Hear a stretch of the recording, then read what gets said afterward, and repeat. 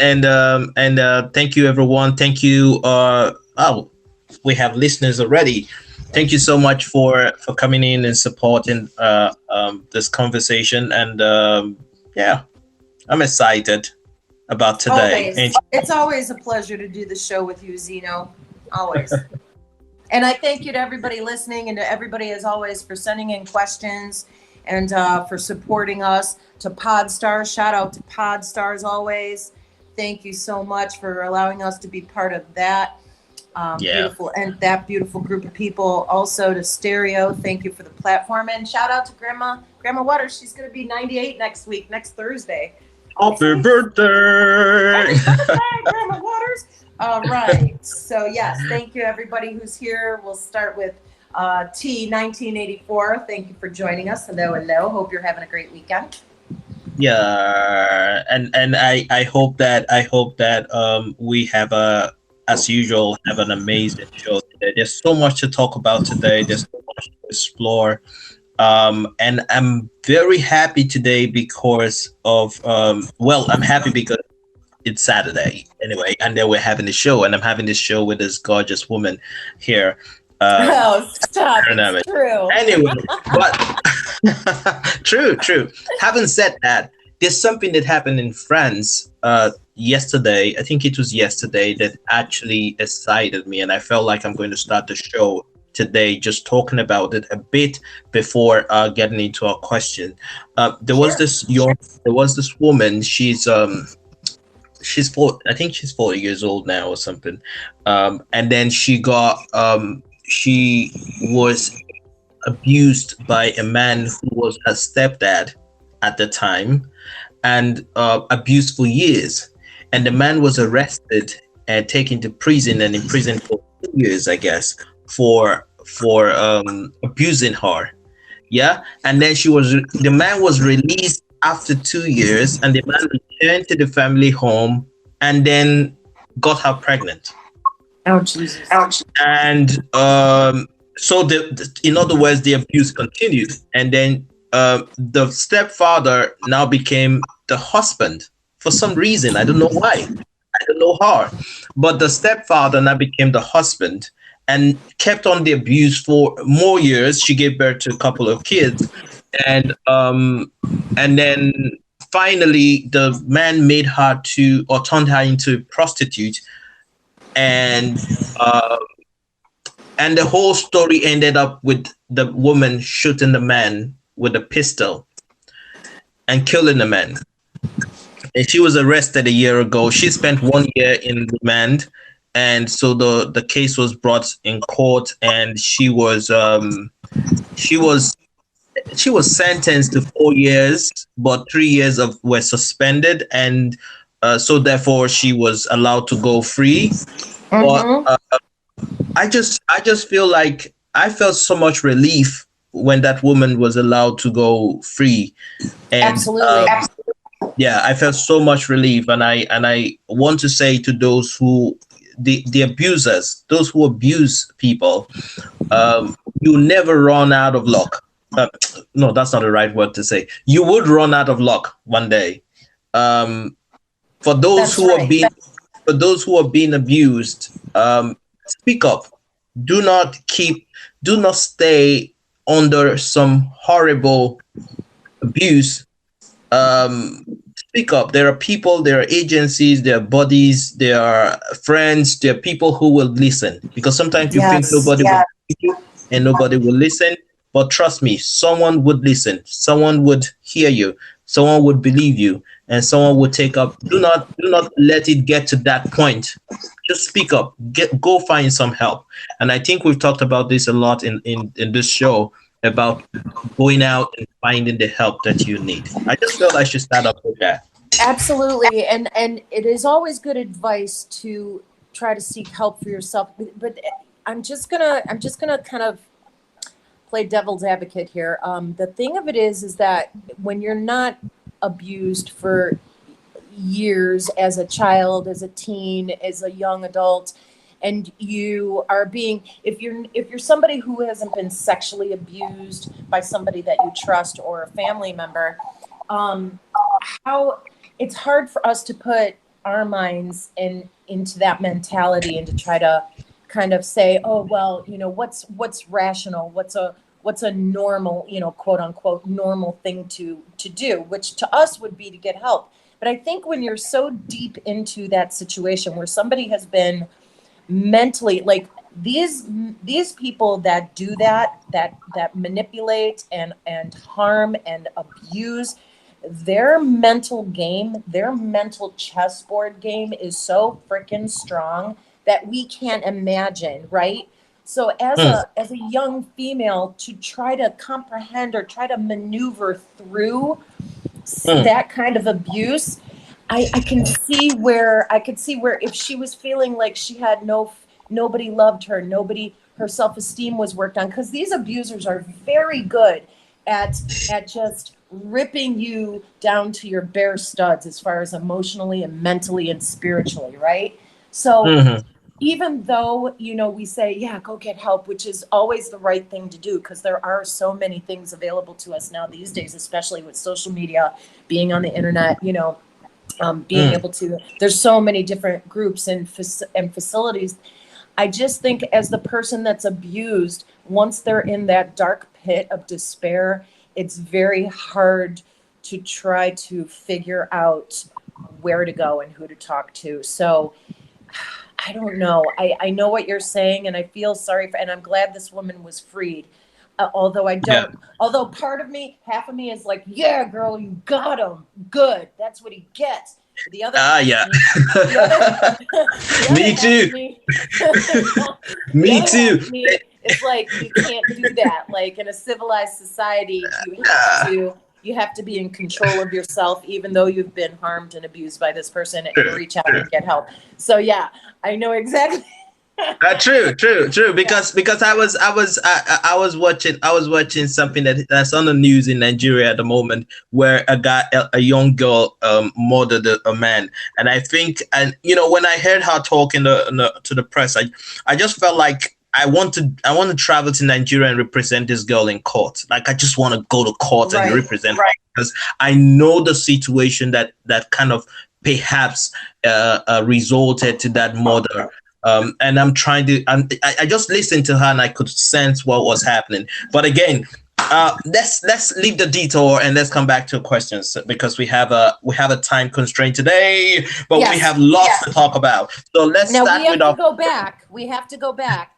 Now, we're Mhm, going back a little bit, mhm, right? mhm, Okay. mhm.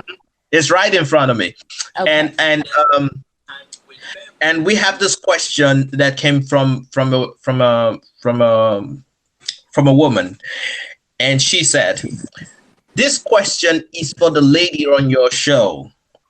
Well, she should have added the beautiful lady on my show, but yeah. But No, stop. I'm question is blushing. for this question is for the lady on my show, and she said this: "My daughter is 15 years old, and she's addicted to her phone.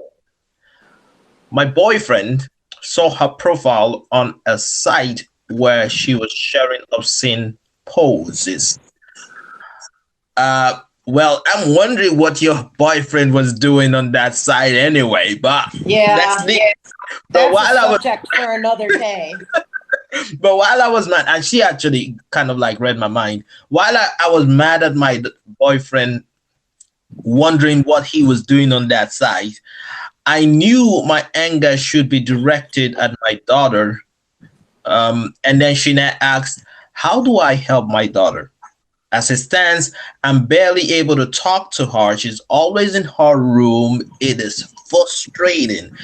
And she was asking any advice. Yes, Uh, yes, so yes. yes, that's something that is over to you. You know that moment where they say over to you, Over to like. you. Over to you, Mama Higgs.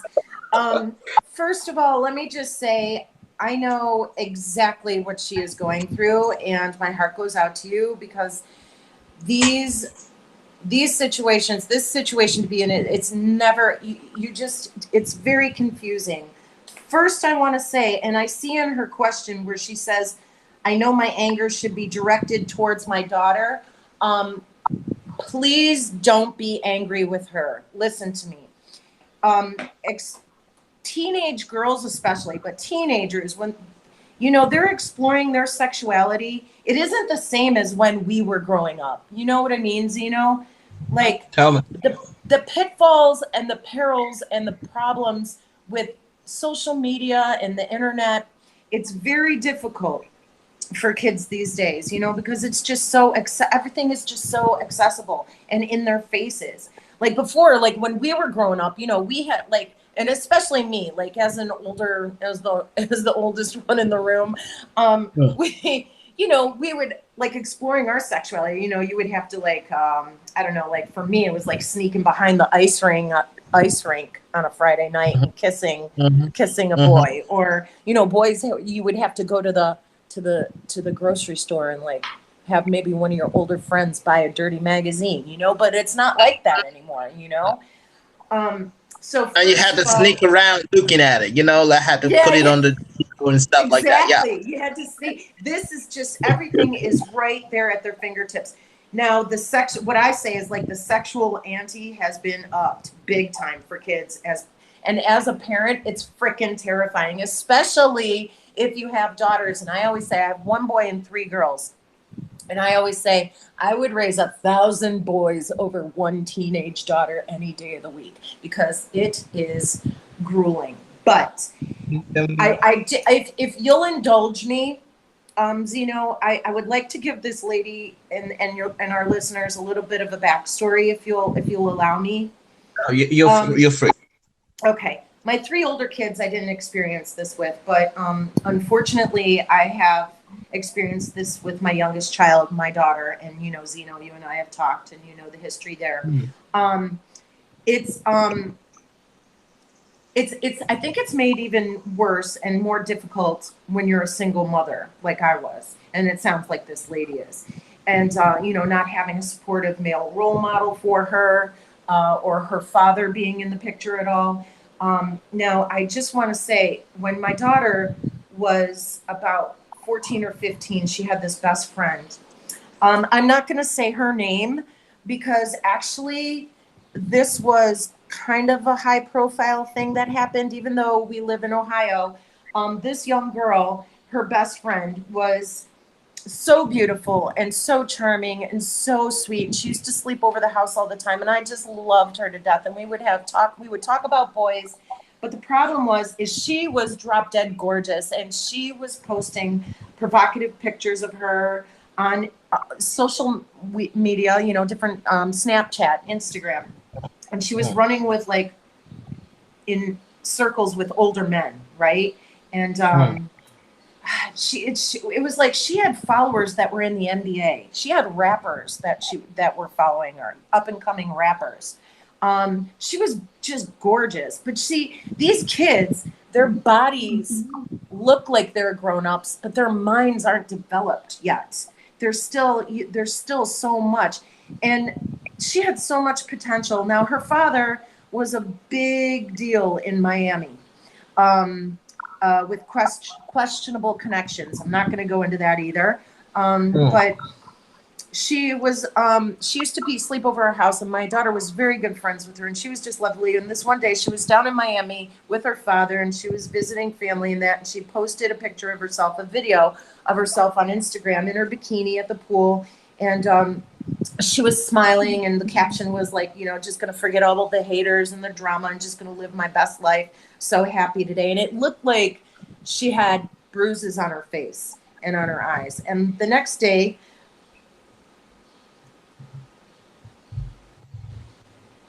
she was found hanging in a hotel room.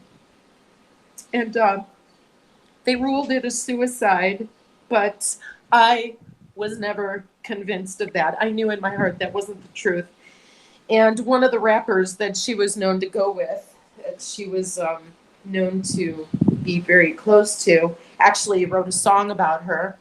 And it was just very eerie. And a year later, that rapper ended up dead with a bullet in his head.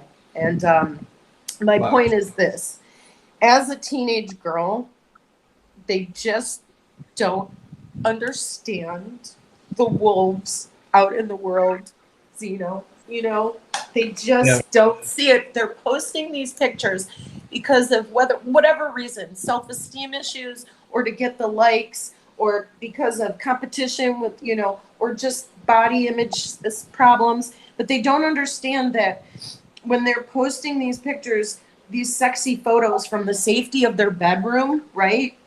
It's a Mhm. false sense of security. You know what I'm saying? That can Yeah. have disastrous results and effects. So, um, now, before I move on, I don't know if you have anything you want to say, because I'm gonna. Yeah, I was trying to come in and just give you time to breathe because that was Yeah, really that I need a really sip of my coffee. yeah, that was really big. And I agree with you, It's you've just spoken like every mother out there who probably think that um and think this way. They find it difficult to understand why. So I'm Right. happy that you are actually pouring you're actually opening our eyes to see that part, because a lot of people don't look at it that way, especially people who are encouraging them to do stuff, people who are Right. fascinated by this stuff and stuff like that. And I see these things and I'm like, I, it's just a false sense of security. You said it right, and you said it exactly, exactly what it is. It's just some false sense of security. You just feel at some point that, I have actually talked about. I've tried to let people see that um, you know there is this sexy and sexy. The whole world is all crazy about being sexy. Being sexy is different from being beautiful, and young people should be taught how to what it takes to be beautiful, Very good point. and move away from what the world is all, because I think that what ladies are doing, young women are doing these days, is trying to be sexy, Yeah. and because sex sells, they think that they can get more followers, and really they do. They get more followers on Instagram and social media when the boobs are all, they're all looking sexy and hard. It's okay to feel good in your body. I don't have a problem with that. But I think that we're moving away from what the term beauty signifies. What we see as beautiful, and Right. we are all encompassed with what we see as sexy and hot, and sometimes they use interchangeably. And at the end of the day, you see that you're just satisfying the sexual curiosity of some guys who are just, look at the people who are your friends and who are your followers. When you post those things on, that tells you what you're dragging, what you're attracting. So yeah, go on.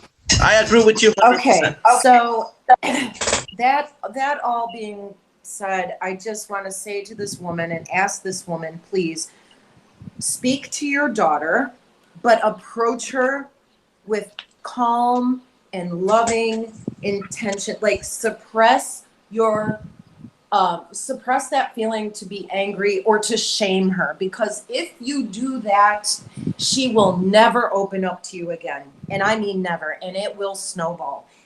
So you have to have a talk with her, but you have to be calm, and you have to do it in a loving way, and let her know that you understand, this stage that she's going through, but her posting provocative images of herself is not appropriate, and that you need to let her know that man, it's such a tough area, because then it just opens up such a Pandora's box of everything. But You need to but let can her I ask, know. Go ahead.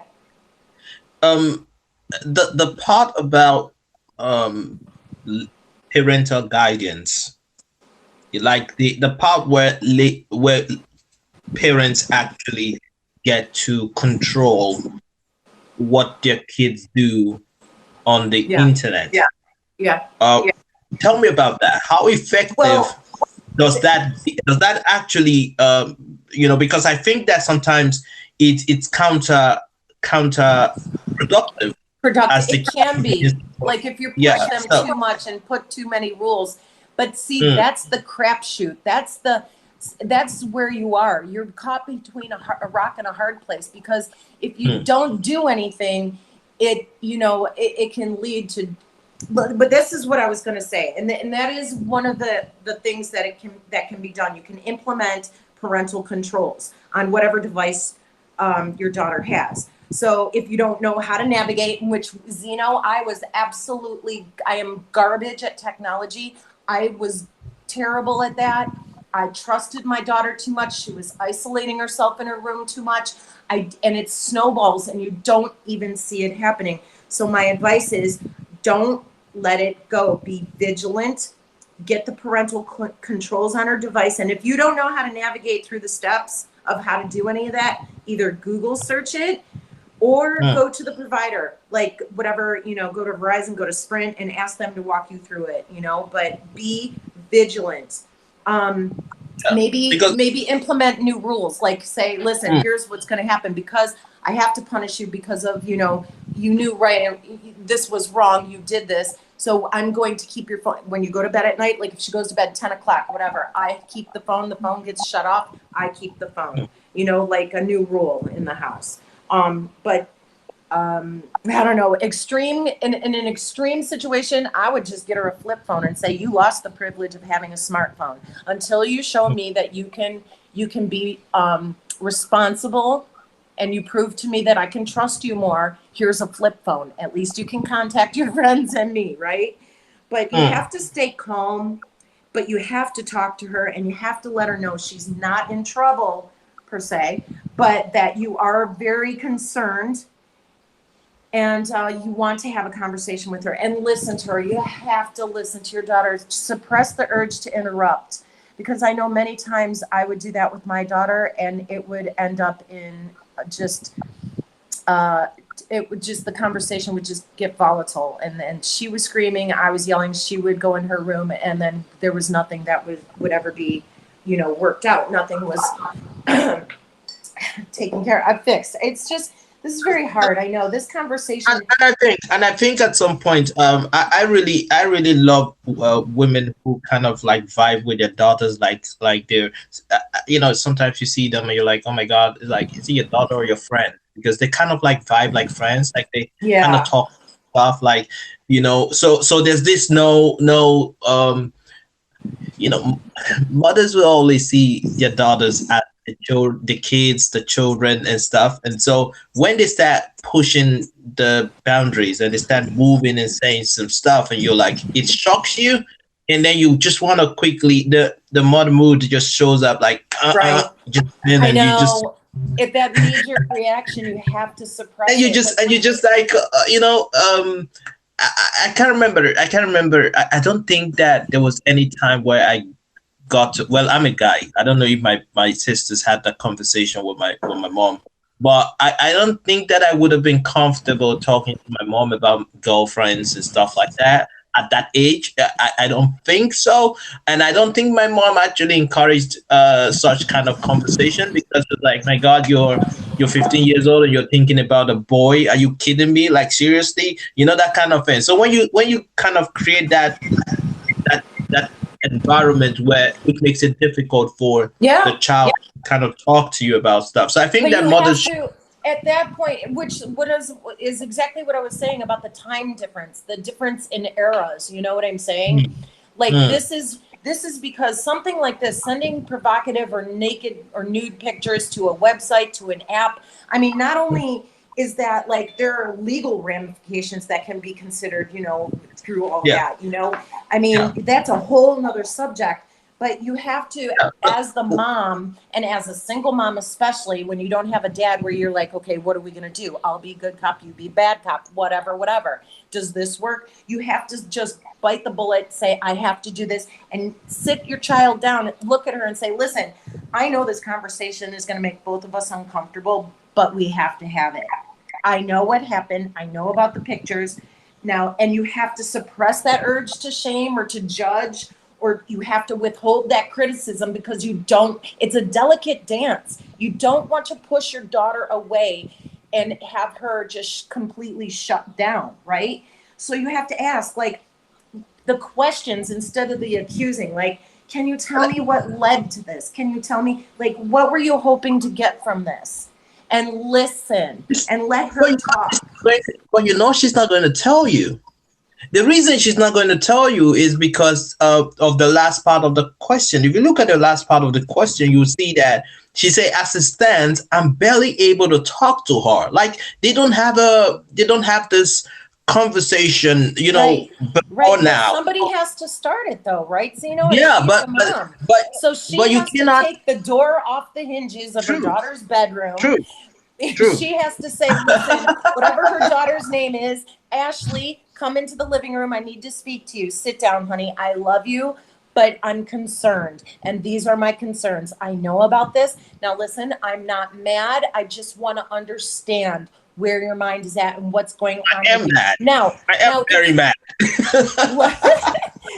don't get the door back on your room until shit is right, okay? But the thing is like, if she just shuts down and says, I don't know, but there are steps you can take. Well, I'm going to keep your phone, you whatever. Like I said, you can give other rules, but there are things you have to do. Listen, I'm going to give this woman this website. It's called Teen Isolation and How Parents Can Help. It was on the newportacademy.com. It had such a phenomenal article, and I think that's every Saturday they do these sirens and church bells. I'm so sorry. Yeah, but that's fine. newportacademy.com, they had such an amazing article with so much good information in there about talking to your teen and broaching the subject about these uncomfortable subjects. And the thing is like they said in this article that adolescent social withdrawal creates an increased risk of smartphone and social media addiction. So as the teenager withdraws and isolates, they become more addicted to the phone. And teens scrolling through social media and receiving likes and all that positive affirmation, it activates almost like a high because it releases some dopamine in the brain.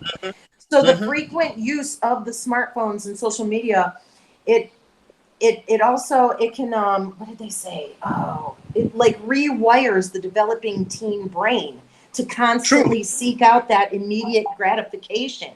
So you want to take steps to stop that in its tracks. What can you do as a mom? Get her involved. Get involved with it. Get her outside. Go for walks.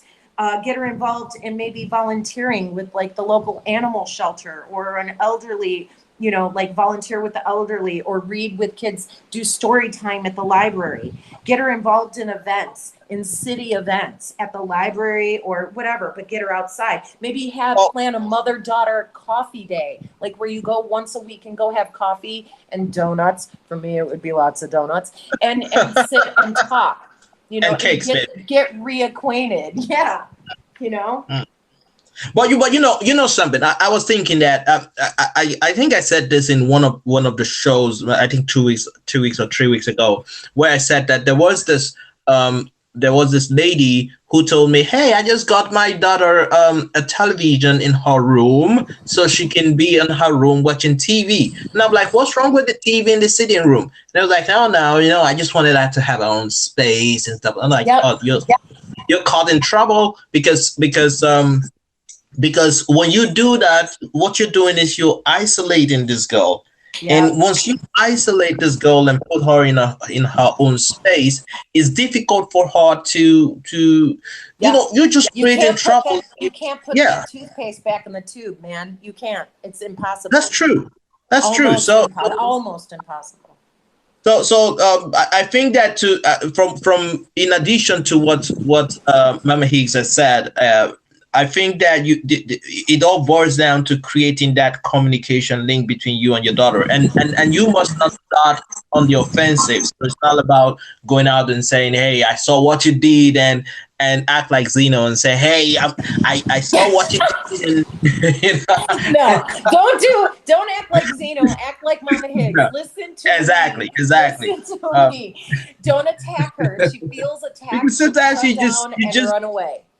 Yeah, so do that. But again, there's an important thing I want to see in wrapping up this question. There is there a way you can actually start, like, act like you didn't see what happened? Or no, I'm just saying, is there a way? I'm What saying do you that, mean? Like what do you mean? Like saying like like you want to like have a conversation, but not let her know that you know about the not pictures? about the pictures, but begin to create that. If you did not have an avenue, or that avenue to have that conversation, you can create that Hi, avenue and Kashi. start having conversations around those topics, even without her knowing you've seen her pictures, or you heard about those pictures. But then just kind of create those conversations, because no matter what, if my mother, if you come to me and tell me, hey, I saw those pictures but I'm not mad, like seriously, like seriously, even Yes, if no, you're you saying can't it. listen. No, that's the wrong way to say it. You can't say I just say like you can't say like I saw the pictures, I'm not mad. I'm concerned. I'm upset. What is like you have to you can't say you have to be tactful. You have to really, that's why I would suggest for the mother to write down and plan out what she wants to say before going into this conversation, Okay. because it is a delicate balance. And Mm. the important thing is to not get angry and let it escalate. You have to keep yourself in check and don't shame her, because it's a delicate dance. Like you can, of course you're mad. I mean, of course that's your daughter, but at the same time, the concern that should, the thing that should take precedence is that you don't want any harm to come to her. And this has a lot of different a lot of different ripple effects, right? I mean, Yeah. even if you're okay, so say for example, this mom is able to have a conversation with her daughter. She sits her down and said, look, Ashley, Mm. I'm uncomfortable with this, but I wouldn't be a good mom and I wouldn't be doing my job if I didn't bring this up and we didn't have this conversation. What is happening? What is going on? I want to, please, I want to understand what's happening. Maybe even it's time to get your daughter some counseling and some therapy. I Mm. mean, that True. might be another avenue as well. Now, True. the boyfriend we're going to deal with on a different show, because that I Yeah. have Yeah. lots to say That's about. yeah. I'm not. I didn't want to, Mama I didn't Higgs want is not pleased. I didn't want to bring up that. I didn't, in my usual way, I would have actually taken a detour, but not on that. No. Yeah, not on that, because of how serious this is, because Yeah. it's something that's very serious, and I wanted it to be dealt that way, and you have done justice to it. So I'm not even going to add to it, because that's exactly what she should do, and improve the communication that she has with her daughter, and try not to have a toxic relationship. You see, I just try to put up this whole topic about how to get out of toxic relationship. Also, in the course of these questions, we would be able to, because sometimes when you do not take what Mama Higgs has said now, you may create a toxic relationship. So it's like how to avoid creating a toxic relationship. Once you attack her, once you shame her, once you say any of those crap that are in your head right now, that thinking, oh man, I really need to get angry, you're going to end up just creating a toxic relationship between you and your daughter that you cannot be able to mend. So it's good that you just kind of follow the very careful and delicate steps that Mama provided, and then I hope that you're able to get across to her and let her know what she needs to do, and then kind of take that door down, Yes, please. and please know that I'm gonna say a prayer for you. I'm gonna send some positive vibes. Yeah, yeah, I've got, and I really hope for the best for you and for your daughter, because yeah, it's a difficult road to navigate. yeah, There are ways of doing it that can result in have positive results, but definitely it involves conversation, calm, loving conversation, and getting her connected and getting her involved in other things, and maybe some counseling. So that's my advice. yeah. Makes sense. Makes sense. All right, we're gonna go to the next question. Oh my God, I need more coffee. We're gonna go to the next question. That We're gonna made go me to the next tired. question. And this question, I think this question is easier to answer than the one we just finished. And it says this. I'm gonna read it out. You ready? I'm ready, Sketty. Okay. Now, thank you guys for sharing about your lives and being upfront about your views. I'm happy that you started this way. Thank you so much. We appreciate when I read our listeners and tend to appreciate the effort that we put into this. Thank you. All Thank right. you. My question is this. What do you do in a relationship when it seems like you have to prove yourself or continually prove that you're worth her? My girlfriend is waiting for me to slip up or prove her wrong that I am worth a shot. I always have to prove myself and I'm getting tired of it. This is a toxic relationship anyway, but I'm going to let you shot. Um, this kind of for me was kind of a simple solution. I want this person to listen to these words. I'm going to say right Where's now, the piece? you don't have to prove yourself to anyone. You don't have Dun to prove dun anything. dun dun dun Yes, dun. let that Yeah. sink in. You don't have to prove anything to anyone. If she doesn't believe you love her, if she doesn't believe you care enough about her, then that relationship is not, open up your ear and listen to that again, is not worth pursuing. It's not, it's not going to end well. And then you're going to look back and go, oh my God, I spent so much time and energy trying to prove myself to this girl.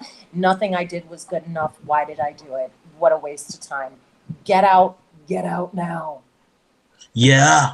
And I want to say something. Yeah, I did a monologue during the week, sometime in the one of these nights, and then I was literally talking about one of my relationships, and then I began to drill into the fact that when you meet someone who um who was who'd been through a lot, yeah, everybody has been through a lot, but when you meet one person who's been through a very difficult relationship and she met this guy who promised heaven and earth, and she fell in love and blah blah blah blah blah, you know how the story goes, and then she meets you, and at that point in time she's not even ready to think about anything relationship because she's still trying to get over what happened in the past relationship. And then you're like, okay, now it's difficult. Now for me, I felt like it's difficult for me to kind of come up to you and tell you stuff,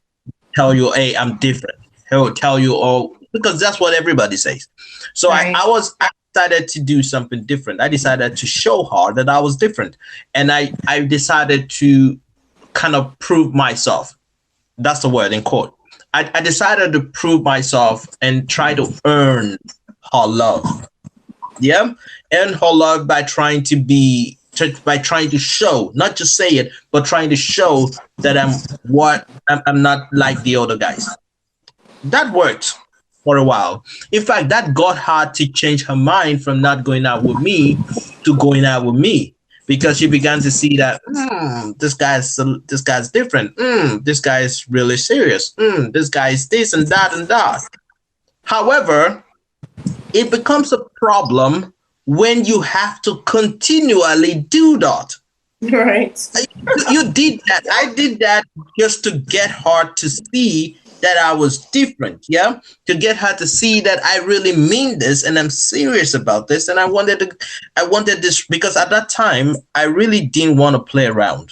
It was just basic truth. I didn't want to play around. I wanted to be serious with this relationship. That's the thing. I wanted to do something serious with my life. I wanted to settle down. It was me wanting to settle down. And the fact that I have been through a lot myself, I have come out from a relationship that almost wrecked me. And you have come out from several relationships that really hurt you. Now, we both have stories.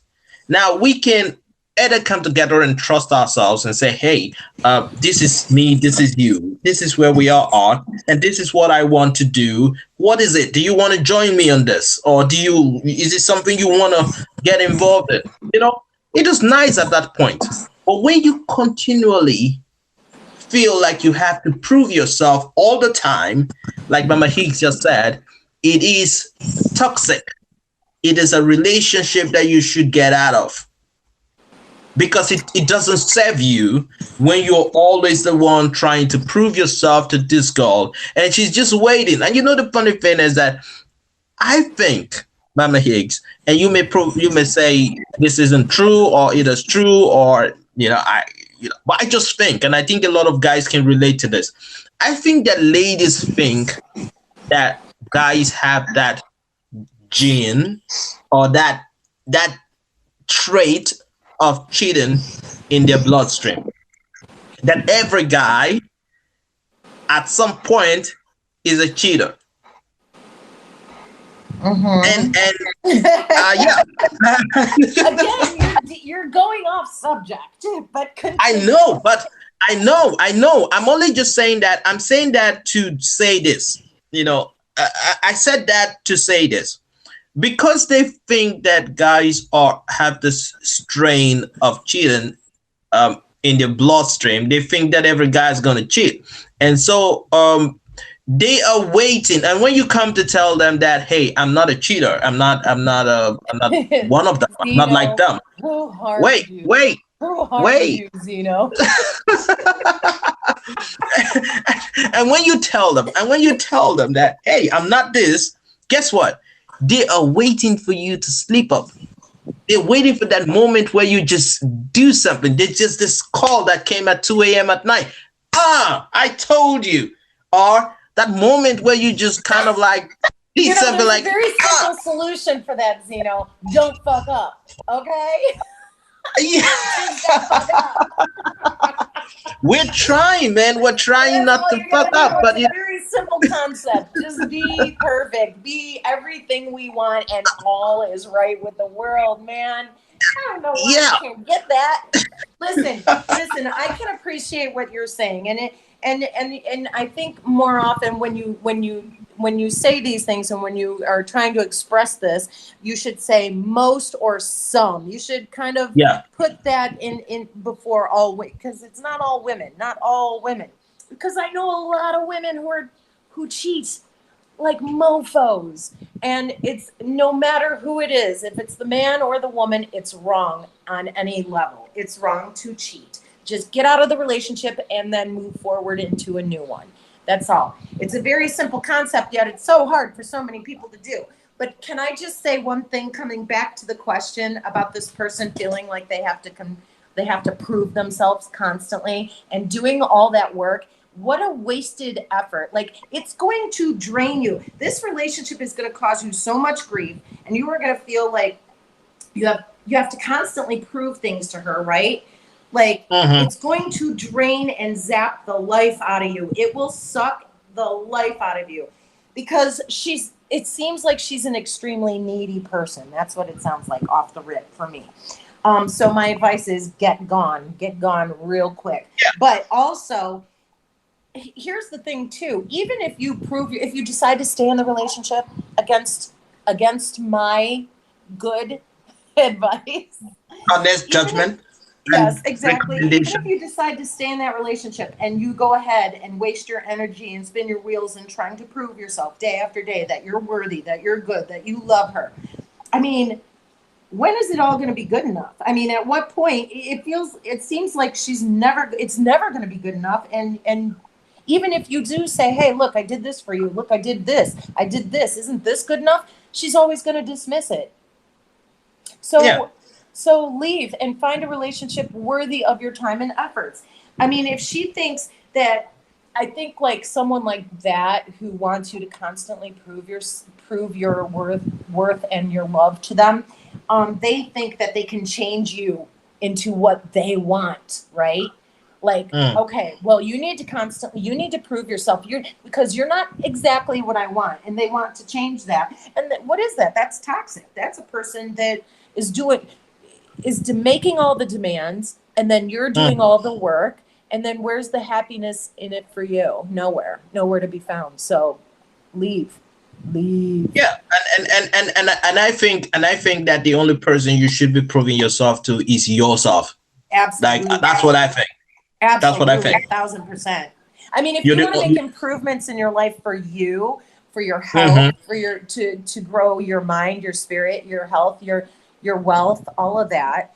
I mean, that's a great reason to make changes and to prove yourself. Like, I can do this, I can do that. That's great. That's about elevating Yeah, yourself and becoming a better that's you. what I think.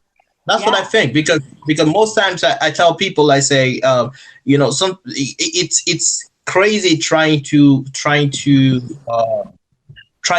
put evaluate yourself based on other people's standards, and that's where the problem Right. is. Sometimes Key. That you're is a trying to. very key thing. Yes. You're trying to evaluate yourself. You're trying to put yourself at, even in life generally. Yeah, you're thinking about how do you tell yourself? At some point I was asking myself, are you successful?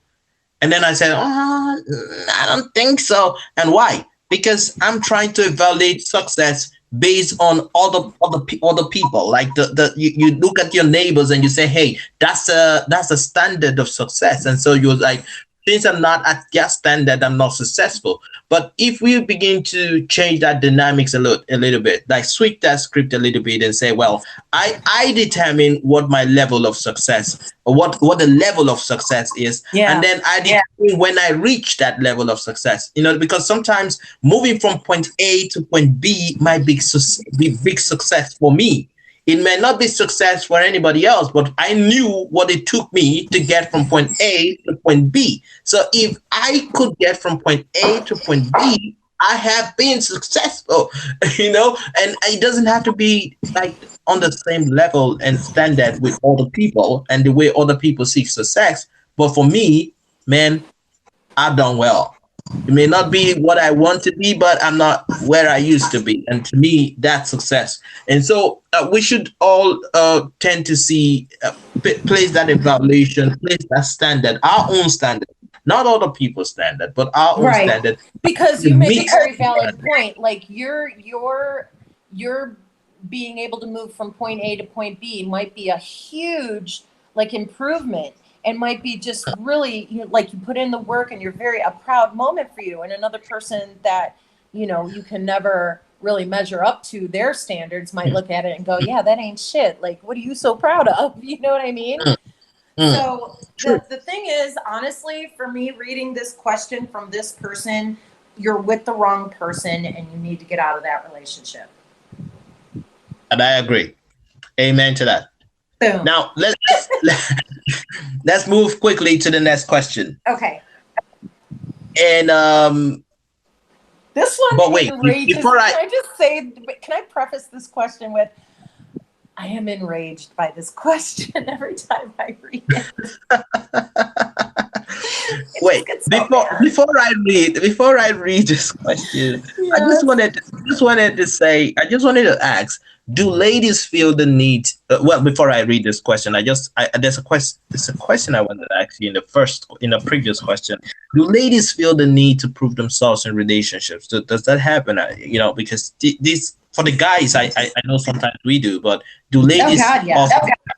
Oh God, Oh, yeah. Every okay. dysfunctional relationship I was in, I was trying to prove myself, to show them what a good, like, caretaker I was, what a good nurturer I was, what a good, homemaker I was. Look, I can cook. Look, I can come get you. I can do this. I'm Superwoman. I can do this. Oh, it was exhausting. When I look back on Yeah. all my failed relationships, of which there are many, it makes me They're tired. not very many. Just ladies and gentlemen, they're not very many. You're such a good cheerleader. You're so good to But have around. no, no, no. I love It's you. true. Like when you say the many, two is not many, three is not many. People who've been through like 10 relationships or 40 or 50. That's many. 100. That's many. All Anyway, right, go on. all right. But the thing is, Now, yes, I've done it. I've done it. I've spun myself in circles to the point where I've gotten so dizzy. I didn't know what I was. I didn't know who I was, and I tried so hard. Like, I'll take you to the doctor. I'll pay for your doctor's appointment. I'll take you here. I'll make this for your birthday. I'll buy you all this stuff. I'll get you this. Oh, do you want me to stay home? Do you not want me to work? Do you want me to work more? Do you want me? God, Yes. I wish I was at that time. I wish I knew you at that time. Let's go Oh on to my the next God. question. Oh my God. How do you meet someone? And the funny thing is that fate does not bring you in contact with people like that. They bring you in contact with people that are on the other side of the divide. But anyway, We're Well, going to have that. you saying that is fate, God, the universe, whatever. If you lump it all together, we're all learning our life lessons, right? And some people who hit it right off the mark, maybe they're not, maybe they don't have a lot of life lessons to learn, and maybe we, have to. So let's hope we've Yep. learned, and that the smooth sailing is on the horizon. All right, all right. Next question that enrages Mama Higgs. Anyway, let's just look at it. Okay, I'm going to read it. Yeah, go. Woo. My girlfriend lies for fun. I'm seeing red already. Go ahead. She calls them harmless lies. In some areas, they call them white lies or blue lies or whatever. Yeah. Anyway, however, the one day I lied about my shift at work because I wanted to attend a house party or of a close friend, she brought it all down. Are there different rules for men in a relationship? Please ask the lady in the house. Okay. I'm just gonna say, first of all, when he says she brought it all down, what does that mean? Like, they had a fight over it, or did he mistype that? No, I think she brought it all down means like I don't know, it may be a slang to mean like they had a fight, or that she kind of like went into a rage, or like she like she it was a fight, I guess. First of all, to the girlfriend, lying is never cute. It's not harmless, and it is a deal breaker for a healthy relationship. Okay. Number two, the guy that sent us this question, he doesn't like her lying. He doesn't like how he feels in the relationship with her lying. He doesn't think it's fair to him in some way, but yet then he turns around and does the same thing. I mean, this is like gotcha back, right? Game playing, keeping score. That also is not a recipe for a healthy relationship. You both are wrong, both of you. And there aren't different rules for men in a relationship. In a relationship, if you want it to be fruitful and happy, there has to be trust. And if your girlfriend is constantly lying to you and you don't like it, but then you turn around and go to a party and lie to her, and then you get mad at her because she has the audacity to be mad at you, like, you both are wrong. First of all, if you're not happy with your girlfriend lying to you all the time, and again, Zeno and I have said this many, many, many times on this show, you have to have a conversation with her. Like, I don't think it's cute. It's not harmless. It's really making me mad. It's making me sad. It's hurting my feelings. It's harming our relationship. Let her know, because from this question, Zeno, we don't know if he's broached that subject. We don't know how long they've been dating. We don't know if they live together. You know what I mean? So my thing is first, you should have a conversation about her so-called harmless lies, because they're not harmless. They're hurting the relationship. Second of all, anytime you deal in get you back tactics, I'm going to show you, I'm going to do this. I mean, now you've lost all standing, and you are not now the put upon party. You are just as guilty. You know what I'm saying? You both are wrong, and you both need to either work on it or chalk it up as a loss and a learning experience and move on and find someone else. Yeah, I have a random question, and a random question for everybody. Do you think that? And I think that this is a question that's on the mind of a lot of people. Do you think that serving someone in the same plate that they serve you is a way of getting them to feel how you feel when you eat off that plate? I don't know if it makes sense.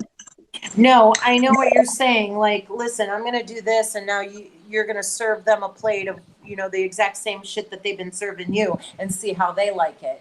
But those are childish, immature, hurtful games, and that is not conducive to a healthy, happy, trusting relationship, loving relationship, in my eyes.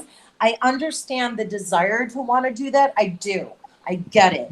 Like I've probably even done it in my young life. In my young life, now that I'm older, I don't do that shit anymore. But I've learned from it. And if anything I've learned that I can impart onto our listeners and to the people sending in questions is these things that you are doing, they're harming your relationship. They're harming you. You're not growing if you're doing something like that. So take the Mm. lesson, be the better person, and have the conversation instead of playing games. Say, look, honey, the things you say all the time. I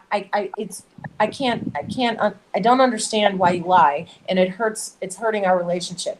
Let's Can we work on this and try to find some solutions to work through those things? Because if you Yeah. guys are just going to play, I'm going to get you back, I'm going to get you back, it just escalates and it causes a deeper wound. And pretty soon, where does it stop? It stops with somebody really getting hurt, and then then irreparable damage is done, in my eyes. Yeah. And you know what I think? Yeah. Do you know what I think? I think Right. strongly that when um when you if there's anything that I need to lie about, I don't do it. Right. Yes. That's my key. It just helps me Yes. because It's very yeah, simple concept, isn't it? it just helps me because once I'm and that's why I didn't attend a lot of parties. I did not do a lot of stuff that I should have done in my younger age, my when I was younger, because I always tell myself, if I have to lie about this, then no, not doing it. It just saves you the whole hassle. It saves you a lot of problems down the line, because if it's secretive, it's something that you have to lie about, then it's got to be something bad. That's I'm not saying I'm not saying everything that that I wanted to do at the time was bad, but if I have to lie about it, then I don't trust it. Okay, well So that brings up the question, like if you are in a relationship and you come home from work, say for example, like here's a harmless little lie maybe. You were at work and then all your coworkers went to the bar afterwards and you had a quick beer, but you know that your wife or your girlfriend was making you a special dinner, but you were a little late, and then you lie and say, well, I was at the office long, I got hit with all this extra work, blah blah blah blah. Okay. Is that something that you would do, or is that okay? for me, if I was going to have that, I would probably tell her that I went to have it. I would probably just tell her, and it's better to let her know and let her get mad than lie about it and she finds out later. Right. Yes. Because it See, always that's a comes. good answer. The thing about lies is that they always come out at some point. Someone would Yeah. just say it, that moment where, like, you may have forgotten about it, and then someone just says it, like you're hanging out with your friends and she's there, and then they're like, Yeah. oh, remember Yeah. that night when we went for this after work? And you're like, what when was that? And then in your eyes you're trying to say, oh, please help, please. In your eyes you're looking at him. Have you ever been in that situation where you're looking Yep. at your friend and you're trying to say, hey, don't say what you're about to say, please, I've been in both please. situations, like the one you were saying. Don't say what you're about to say right now. And then the guy's not reading your eyes. I love those days when we could read eyes, like you could read a Yeah, girl's like eyes, and dude, shut up right now. Stop saying exactly. what you're My, saying. my mom my mom then didn't used to talk to me, well, some of the times when we are outside and, like, we were in a neighbor's house or in an auntie's house or something, and she wants us to carry out a certain instruction. She doesn't have to say it with her mouth. She just looks at us and say, hey, can you Right. get out? Right. And you know exactly what to do, because in her eyes you know what she's asking you to do, and you also know the implication of not doing what she's asking you to do. It's right Mm-hmm. there in the eyes. So I really wish that everybody had the same thing, so you could actually, like, look at your friend and say, hey, hey, hey, hey, no, no, no, abort. Yeah, but that's the thing, because the truth's always going to come out anyway. Yeah, they Eventually do. it They does. do. Always, always. That's one thing I realize. They do. So I advise. I see if you're going out with somebody, yeah. If there's one thing you must learn to build in relationships is the ability. You should be able to know how your friend gets angry, what makes your friend, your spouse or your partner angry, and you need to know how to kind of put down the fire when that anger rages. You should be able to know how to put it out. Now, Right. if you're in a relationship where you've never made her angry and you've never had an argument, then that's not a relationship. If you just want that to be happy all the time, you're always happy all the time. You've never had an argument, you've never had a fight, never. That's not a relationship. Okay? Right. You got to have a Because little bit of a little tiny bit of a harmless conflict and fighting, just so you are yeah, you know how to, yeah, how as partner you can. Oh, and the makeup sex is always good. Yay! Ding, ding, ding. yeah. Exactly. It has to be. It has to be because if you've gone through all your since the day you met. I remember counseling a young lady years ago, and you're like, oh, my boyfriend is so good. We don't have arguments. We don't fight. He knows what I want. He knows what I like, and he was just saying all. She was just saying all those beautiful things, and then I was like, how long have you been dating? You're like, well, a couple of months now, like 6 months, Yeah, seven. wait for it. Wait for it, And then I'm lady. like, hmm. I'm like, for the record, you've not been dating anyway. You've just been playing around because Yeah. until you get your first fight and you actually get together to sort it out, because arguments are going to be part of your entire relationship. It's something that it comes with a package, it's something that comes with whatever it is that you're in. So if you're going to have a relationship, there's going to be arguments. There's going to be time where you don't agree with each other. And last week we did a good job on that. So for those of you who want to go Sure. check it out, you can go listen to the last week's edition. We talked about settling arguments and fights and stuff like that in one of those questions. So I think it's something that's very important. So yeah. If you're going to lie about something, if you start lying is trying to avoid an argument, trying to avoid a fight, trying Dude, to avoid.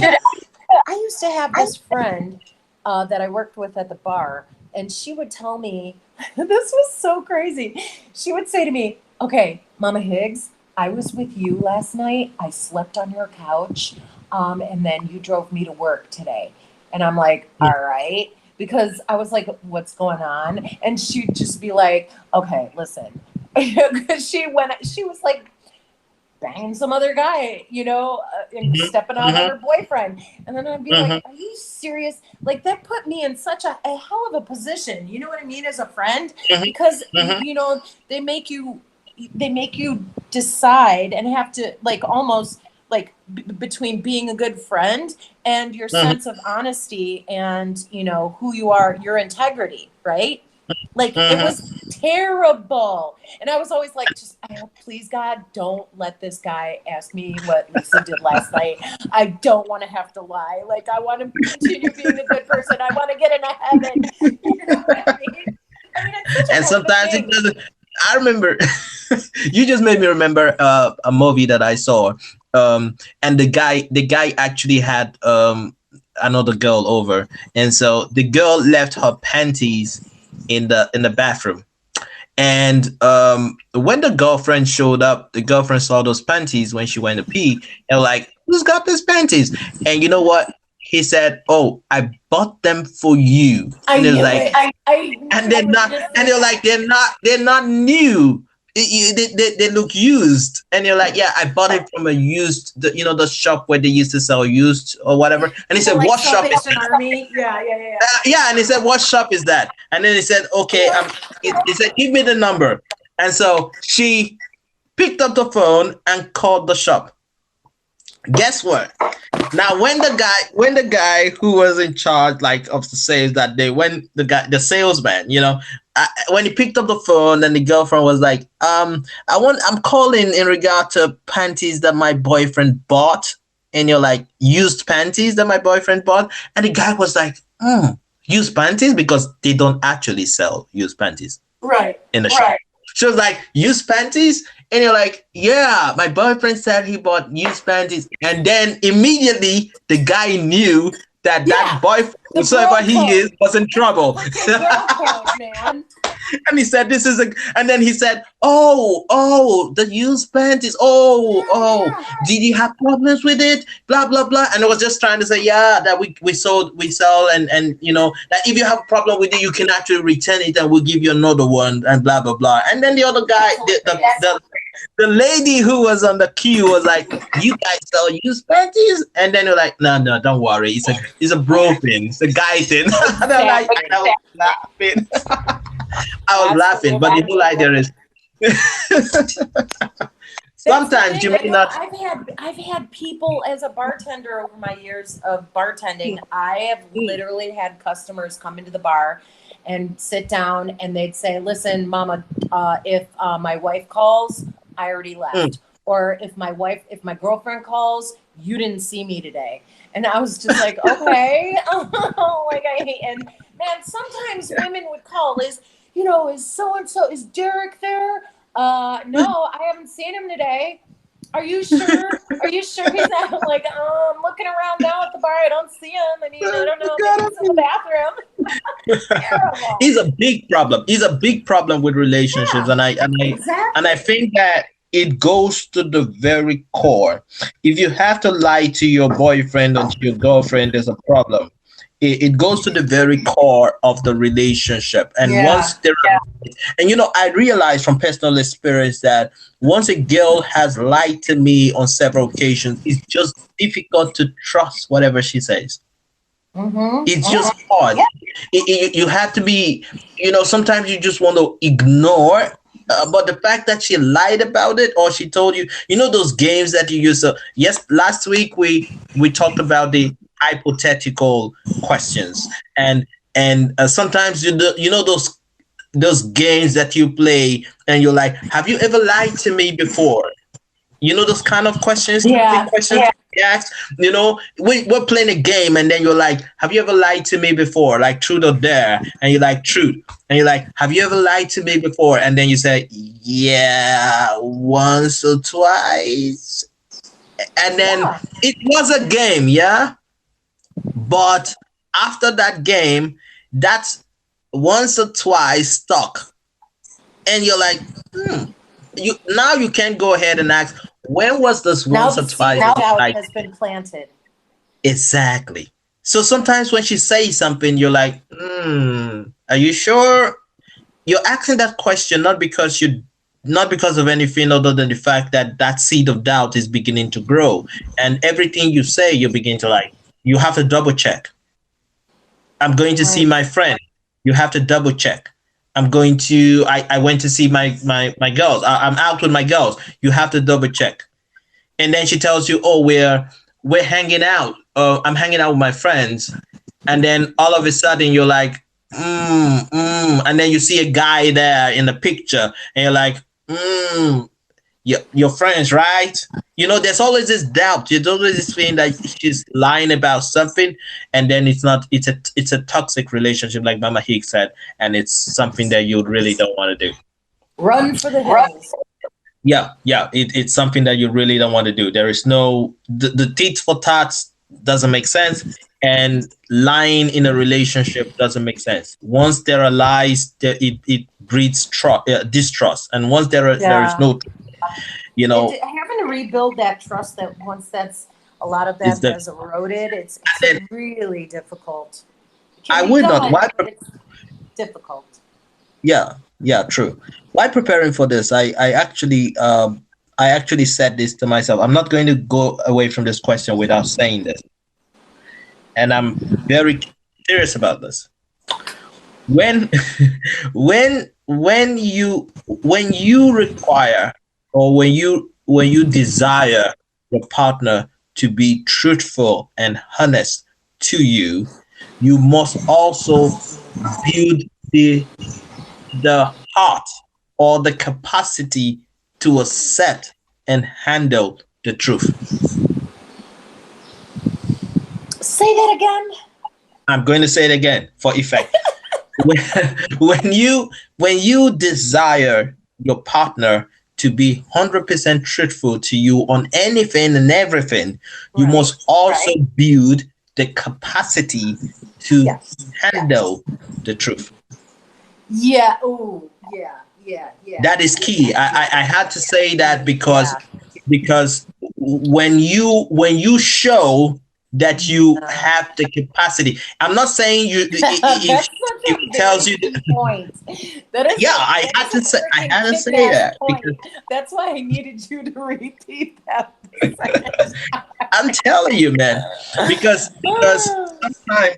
sometimes when you get that truth said to you, Yes. if you or Yes. not if you don't have the capacity, because I'm not saying don't get angry when you hear it, Sup, I'm Squirrel? saying that mhm, build the capacity to handle it, build the maturity to handle it. Well, You can that is react it. Yes. you can react in whatever way you choose to react, but Claps.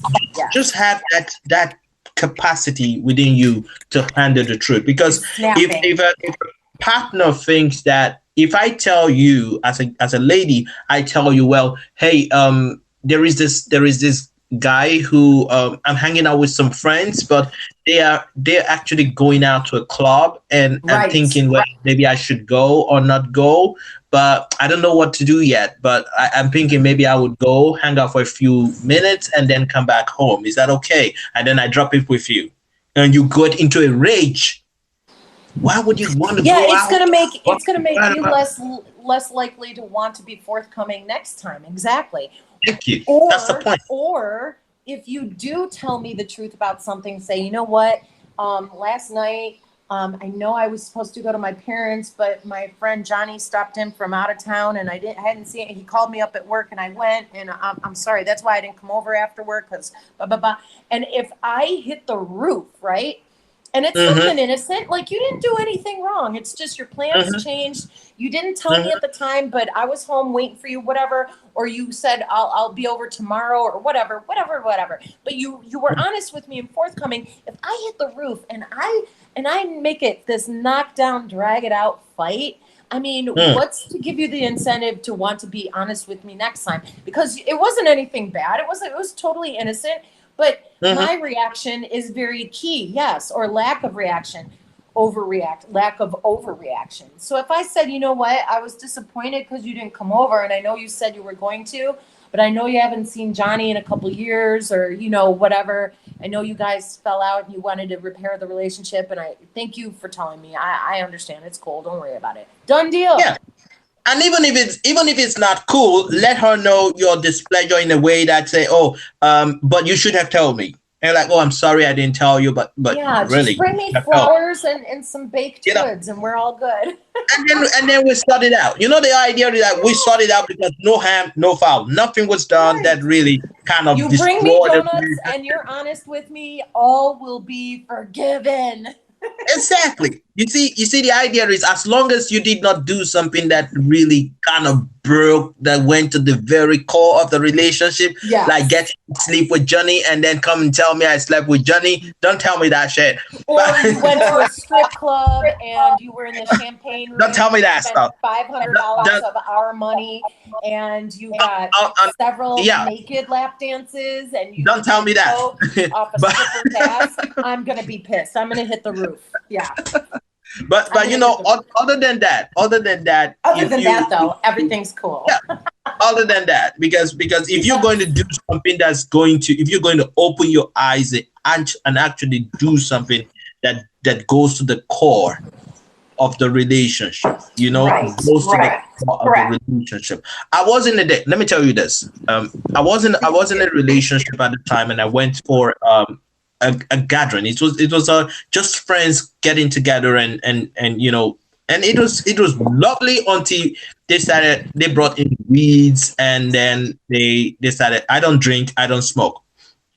Um, so they started drinking, and then they started smoking weeds, and they started doing a lot of stuff. And I was thinking, I need to get out of here. But I couldn't because I did not have a car, and I didn't know exactly where we were at the time because they came to drop me in the place. So I didn't know where we are, and I didn't know how to navigate out of the place because I just got in. This was my early years in Dublin, so I really didn't know a lot about the city. And so I was just there, and things were happening quickly. When drugs are involved, when stuff are alcohol is involved, things move at a very fast pace. Oh And yeah, lightning speed. I'm telling you. And so things were happening, and I'm like, and I had a relationship at the time. Well, not a very serious relationship, but serious enough because I was with someone at the time. Maybe not very serious, but I knew that there was no way I was going to do something in that particular gathering that was going to affect the core of the relationship that I had at the time.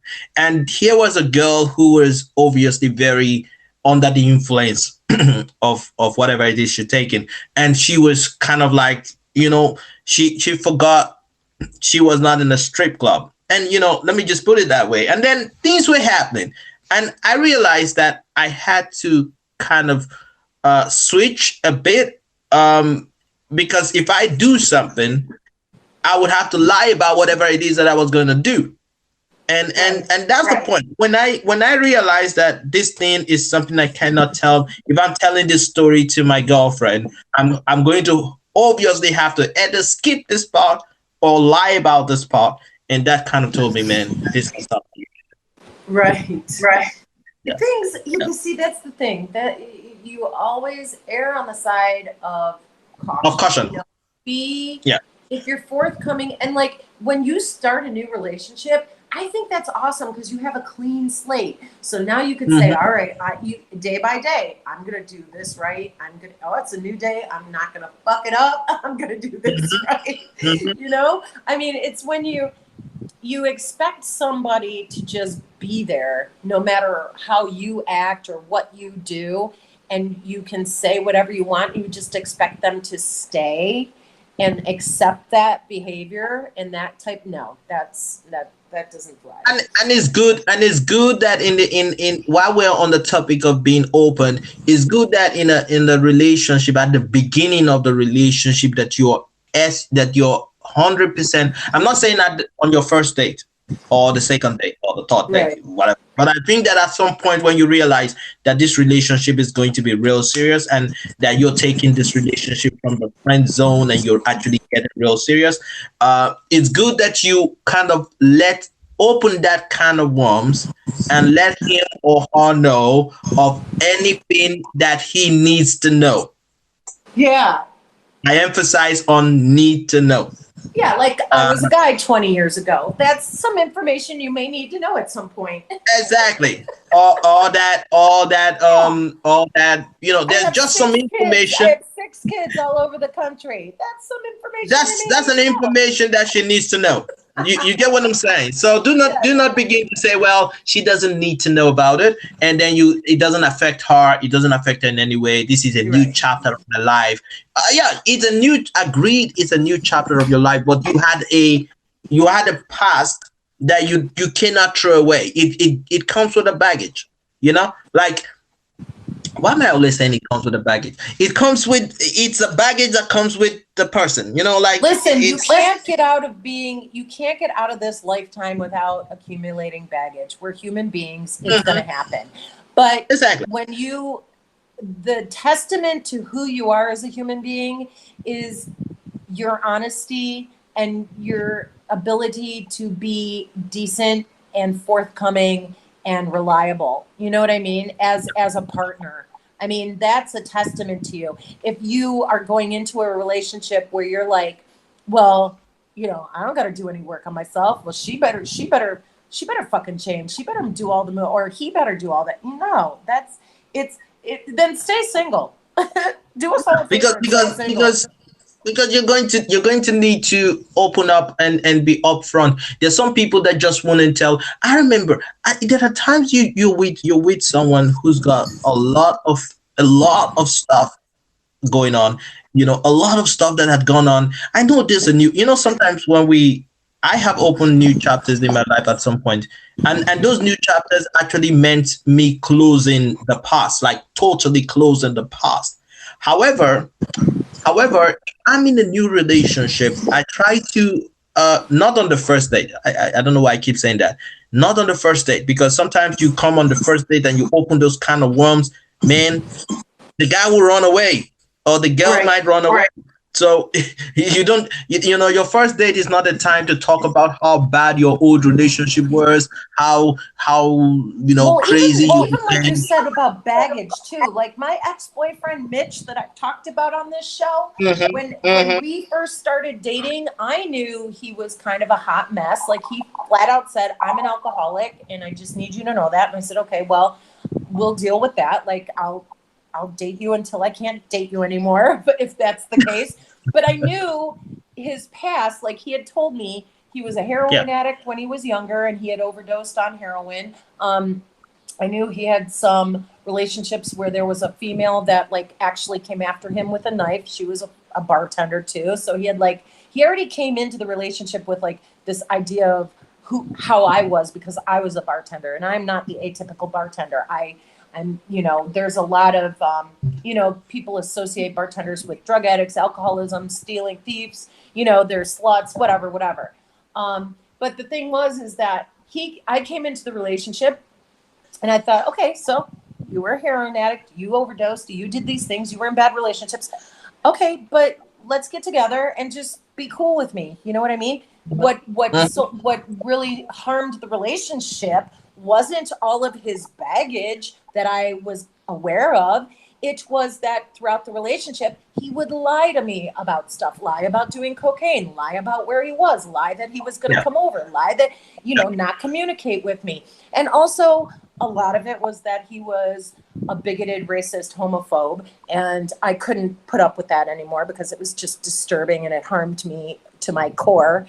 But, just the bottom line here is we all have baggage. And if you want a relationship that's going to be healthy, be honest and truthful and communicative. It's a yeah. very And simple then concept. just open yourself up to Yes. just the things that need to be said should be said. Do not get into a relationship and cover them up, and then because you covered them up, you see the need to always cover them up. The thing about lies is that in order to cover up a lie, you have to say another lie, and Yeah. then in order to cover up that lie, you have to say another lie. So you've got to kind of put a lie upon a lie upon a lie and upon another lie. And it's in my years, people used to say lawyers are liars, but the truth is, in my years of practice as a lawyer, I have actually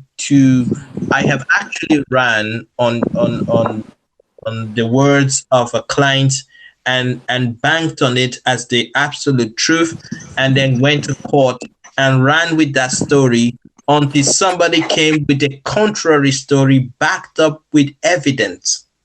And I'm like, geez, in the middle of my session or my cross examination, I am made to look like an absolute fool, just in front of, because my client had told me a story. I have gone to court, ran with that story, defended my client, and then only for the other person to come up and say, hey, during cross examination, he's asked a very lousy question, and then he says something totally different that he had not told me. And I'm like, what? Yeah. Did you do that? And And they're it like, makes you look because like a fool. exactly, because I've run on what you said. You told, and then later on he'll like, yeah, I just felt like it wasn't important. Who told you that? Who determines what's important or what's not important? Not you, certainly. You should tell And me. Then I know and if if it's important or not. And if you keep sweeping lies under the rug, right, eventually someone's going to move that rug and they're going to show it's going to Good. all be exposed. Hallelujah. So, yeah. Yeah. Yeah. That's Amen. very true. Amen. Very And, true. and I do want to say what's up to Legends in the house with us right now and Squillo24. Thank you for being here with us and rolling through these Yeah. streets of stereo and pausing for the cause. maybe clap up the room for us if you're here, if you're so inclined. Thank you so much. And I know T 1984 was with us for a while. He dipped out, but we appreciate you being here for the duration as well. So thank you to everybody who's here listening. Cool. Now we have another question, and this is a question. In fact, because in the course of our conversation in the past two questions, we probably touched on this particular one, and but I would still ask it anyway. It says, "How do I get out of a toxic relationship?" This is really like straight up question. Yeah. How do I get out of a toxic relationship? Excuse me. Well, I know we've talked about it, but also if you're questioning what a toxic relationship is and how to get out of it, first of all, I think it's very important to know the difference between like occasional arguments or a bad day or just regular struggles in a relationship and a truly toxic relationship. So I think it's important that the person that's in the relationship that is questioning it needs to kind of decide for themselves which that is. So for example, like red flags that would be recognized as toxic, being in a toxic relationship would be like unprovoked jealousy, controlling, emotional manipulation, disrespectful and belittling words, lack of support, dishonesty, walking on eggshells around that person. I know I've been in relationships where I felt like I couldn't be myself. I had to be quiet or literally just not talk about things. And just, I know there would be my ex-husband and I, there would be times where we would have a fight and then he wouldn't speak to me. It would, I think the most was like 2 weeks just living in a house with someone and just not speaking. It was unbelievably uncomfortable and difficult. Also, if you're going to get out of it, you have to prioritize your safety when you break up. So I think it's important at this stage, once you decide that you're in a toxic relationship and you're going to move out of it, and you have to kind of form some sort of social safety network for yourself, right? So get friends behind you, get family members, like at least kind of formulate a plan of where you can go, where you could stay if you're living with that person. If not, if you're not living together and you just decide you want out, when you break up with a person, you have to cut off all communications. I mean, all communications. And here is a mistake that a lot of people make, and I've done it, I'm guilty of it myself. If you break up and you decide that this relationship is really bad for you, and it's not healthy, do not go back. I think a lot of couples get in that vicious cycle where they're like, oh, they miss them, then they go back, and then they break up, and then they go back. Go ahead. I'm sorry. Hold on. I'm going to make you come back to that because that's a very key thing. But I'm going to listen to this voice message. And Hi, Zeno. Hello, Mama Higgs. Hope you're okay. Lots of love, Mrs. Madness. Aw, she's darling. How are you? How you doing? So good to have you here. Oh, that's so sweet. Thank you for the love. We appreciate it. Yeah. Thank you. Yeah. And her accent is just glorious. I like it. I didn't want to say that first, but I like it. I love when people sing song their salutations. Like I do that sometimes at work at the cash register. I'm like, hello. Like I like it. About that, I actually wanted you to come back to that because sometimes some people call a relationship toxic. Before you talk about coming back, I like what you said at the beginning when you said that you have to distinguish between when something is just arguments and stuff and when it has become toxic. Right. Because sometimes, some people call stuff toxic that is not toxic at all. It has not gotten to that point of toxic of being toxic. So you must be able to realize when a relationship is not toxic yet. It's just you guys are having a bad day. Yeah. Or having a bad day. Toxic is when it goes to the very core, you know, Right. and you until you do that, because I've seen people just come up and say, I don't like this relationship. I don't know what this relationship is going, because it's becoming toxic, and it's like a new meaning, a new word that they found. You know, when you find a new word and you start using it, Yeah. It seems and like you know. everybody's throwing it around a lot. Exactly. So when it's something that goes to the very core, and you like this, like not talking for 3 weeks or 2 weeks, that's toxic. Yeah. Bad news It, bears. it is toxic. When every time you think about him, your heart leaps. You know, the people in a relationship that every time he tells you he's coming, you're having a panic attack.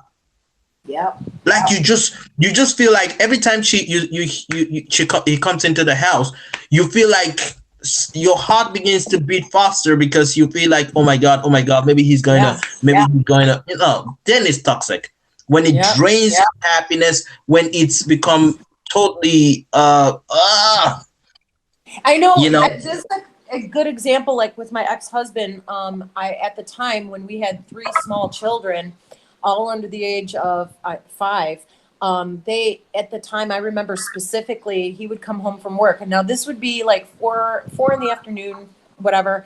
And as soon as I would hear his truck on the gravel of our driveway, I would, like, if I was on the couch resting, and I'm telling you, it would be a full day of like getting the kids dressed, changing, playing with them, doing the dishes, cleaning, scrubbing floors, just going to the store. But if I felt like I was taking a break and I was sitting down on the couch and I would hear his truck come in the driveway, I would jump up off the couch and like start like putting the clothes away, or like getting stuff together, because I didn't feel comfortable for him to come in and just see me not doing anything. I was on eggshells.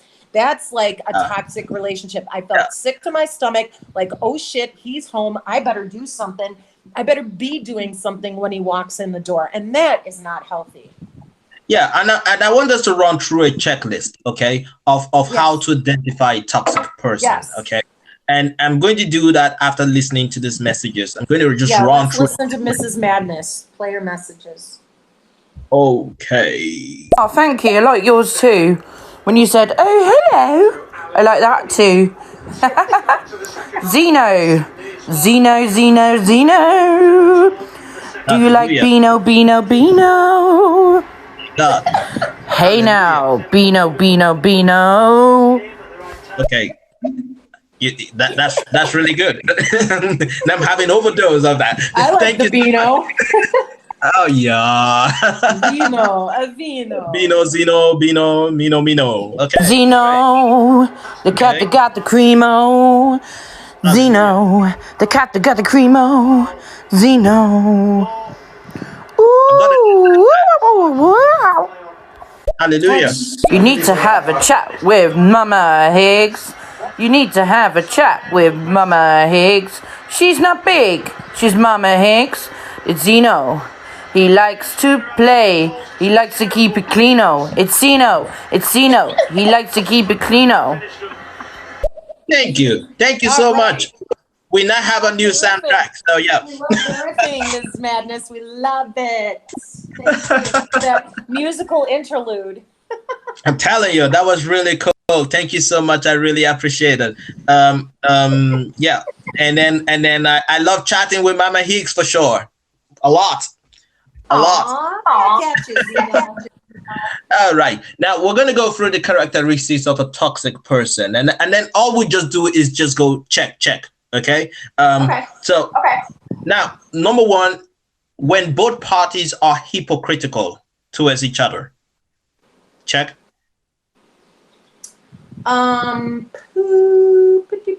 Or not check. I don't know. Hypocritical, like they probably they're not themselves, so they try to act like somebody else. Like when you're in a relationship and you're trying to your behavior. Yes. You are. Yes. At the root. So that's check. Yeah. Check. Yeah. Mm-hmm. You can't take criticism of any kind. Check. Excessive criticism. Okay. Excessive criticism of any kind. Check. Yeah. Never admits that he is wrong or she is wrong. This is check for me. Check. Well, Is I'm gonna say controlling overall, check, and that emotional manipulation, which is that either the mental. yeah, well, come in. Why are you skipping my list, man? You just took my list of it, but that's the next one. But I'm coming there. Okay, I'm go. coming Okay, there. yeah, check. But never admits that he's wrong. If somebody Check. is always believes he's always right, check. Yeah. Play Yes.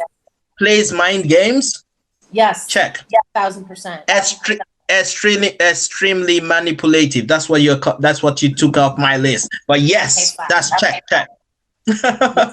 Extremely manipulative, and yeah, always has to win.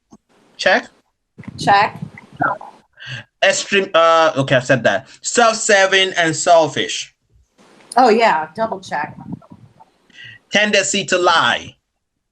Oh yeah, a very thick, bold check mark. Loves drama. No, well. Everybody loves a little bit of drama Hate sometimes. it. I hate it. Yeah, check that too. Really? You hate drama? Hate drama. Really? Yeah, it's such an Say it a little bit. it's such an unnecessary waste of your energy and time. Like, who has Sure. saved the drama for not this mama? Okay, that rhymed. That kind of that's cool. That's cool. I saw that. Okay, can be trusted. Well, I Check, think that check. yeah, that kind of dishonesty that wraps it up with like that's all in the dishonesty kind of yes bubble. Yeah. Yeah. Someone who expects you to be loyal to them. They expect blind loyalty, but they're not loyal themselves. Yeah. Oh Check, yeah, check. 1,000%. Yeah, for sure. For sure. Twist everything you say to benefit them. Oh yeah, I hate Check, that. check. It's so frustrating. It is, Very it big is. red check mark on that. It is because there's everything that you say, they just twist it and they kind of like make it benefit them. And you know what the bitch is about that? When you're arguing with somebody who does that and does that emotional manipulation and changes everything around, they're so good at their game that it is such a frustration where you're like, you get to a point where you're like, well, wait, no, like you lose your plot, like you lose the what I'm saying as far as like, wait a minute, what was my point? How wait. No, I knew I'm right, but I don't know how to argue my point now with you because you double talked me into a corner, and I don't understand where we are right now. It's freaking awful. And those people are specialists in taking one word that you say, like you really want to tell them something, yeah, and you just start with the introduction, and then they take a word you said in the introduction, and then make a big fight out of it that you didn't end up even talking about why you called the conversation in the first place. You know? Yeah. Then will not take no for an answer. Not very, not that much, but just a little. No. We'll give that. Okay, let's get that a half check. Half check, I guess. Okay, lacks healthy boundaries. What is it? Lacks healthy. Oh, healthy boundaries. Yeah. Oh, for sure. Oh, yeah, absolutely. Yeah. Is punitive? Is it punitive? That's the word, right? Punitive. Punitive. When they don't get their ways. Well, they want to punish you when they don't get their ways. Yeah, that's toxic for sure. Yeah. I would put that under. I would put that under controlling too. Okay, cool. Yeah, there's another one you just said. You said it while we're talking earlier. It stonewalls you, and gives you the silent treatment. Oh God, that's so awful. Yes, yeah. 3 checks on that one. Is a bully. Oh yeah. And these not only guys. Just in case you're thinking only guys can be bullies. Some ladies are really. Yeah, I've seen some females be pretty nasty. Yeah. Expects favorable treatment all the time, like they feel they're entitled. Yeah. Yep. Disrespectful, yeah. Excessive jealousy. Check, check. Oh yeah, unprovoked jealousy, like not even having any reason for it. You know what I Yeah. mean? We know people like that that are just like, what are you talking about? Like so and so just Mhm. asked me a question. They just asked if I had the time. They just, what Mhm. do you mean? Yeah, that is an awful to have to try to, keep up with that. No, it's very exhausting. Yeah.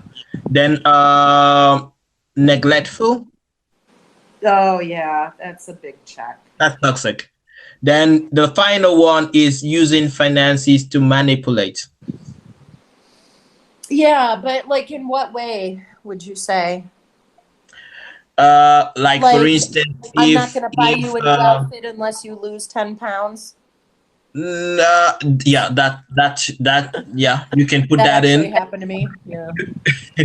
Like seriously, man, you can put that in, but you can put a situation where, oh, okay, because you're not doing this, I'm not going to give you this, or I'm Yeah. going to give you this if you do this, and you manipulate the person to do your will, and every time it looks like you've got to, uh, or even as a guy, the moment you begin to think that you have to give her some, buy her gifts, do something, give her money, spend a lot to get her to reciprocate by loving you or something.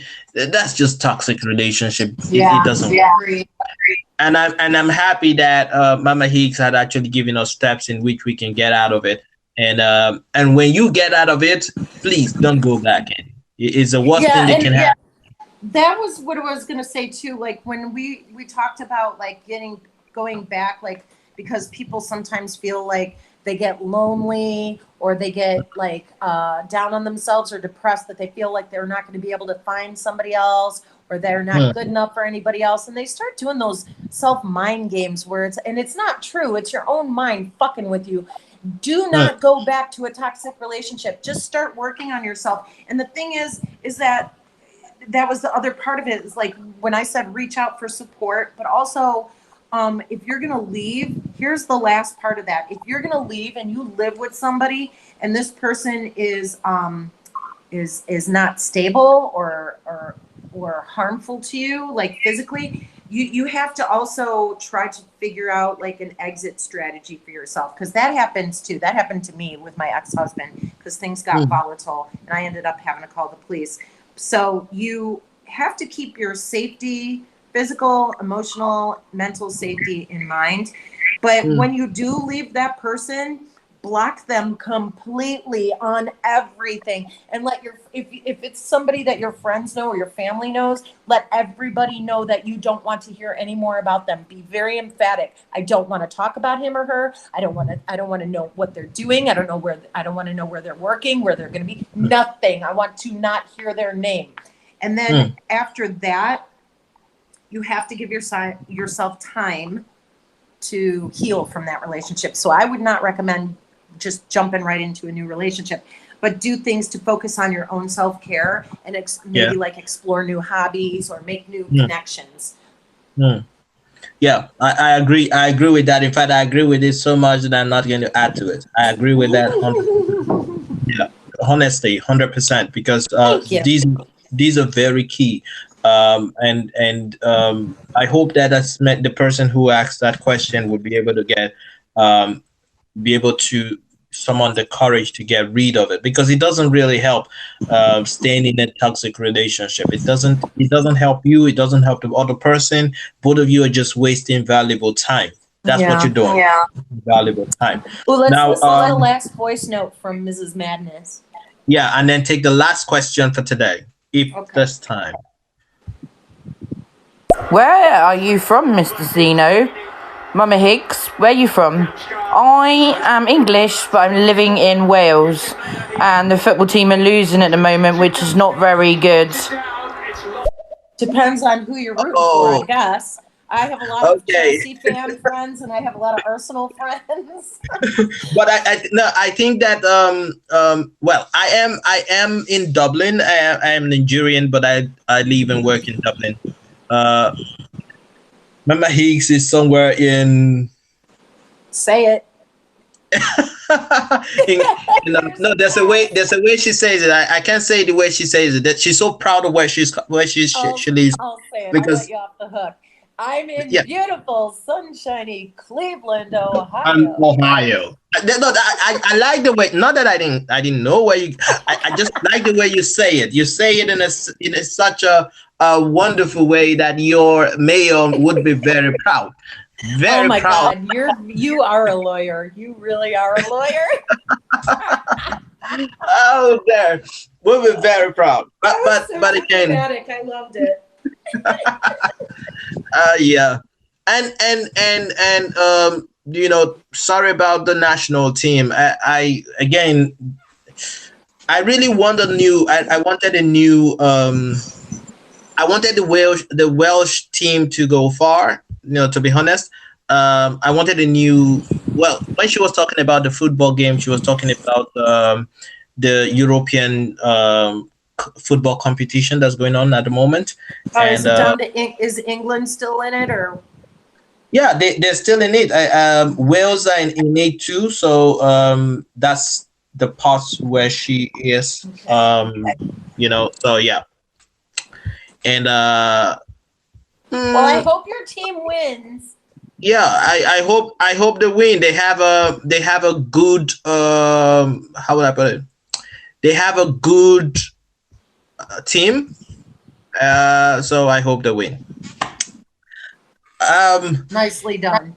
Do you want us to take the next question or move it to next week and then just chit chat around a lot of other things because this question is really one question that I think would take a lot of time to I deal don't with. think it'll take a lot of time at all.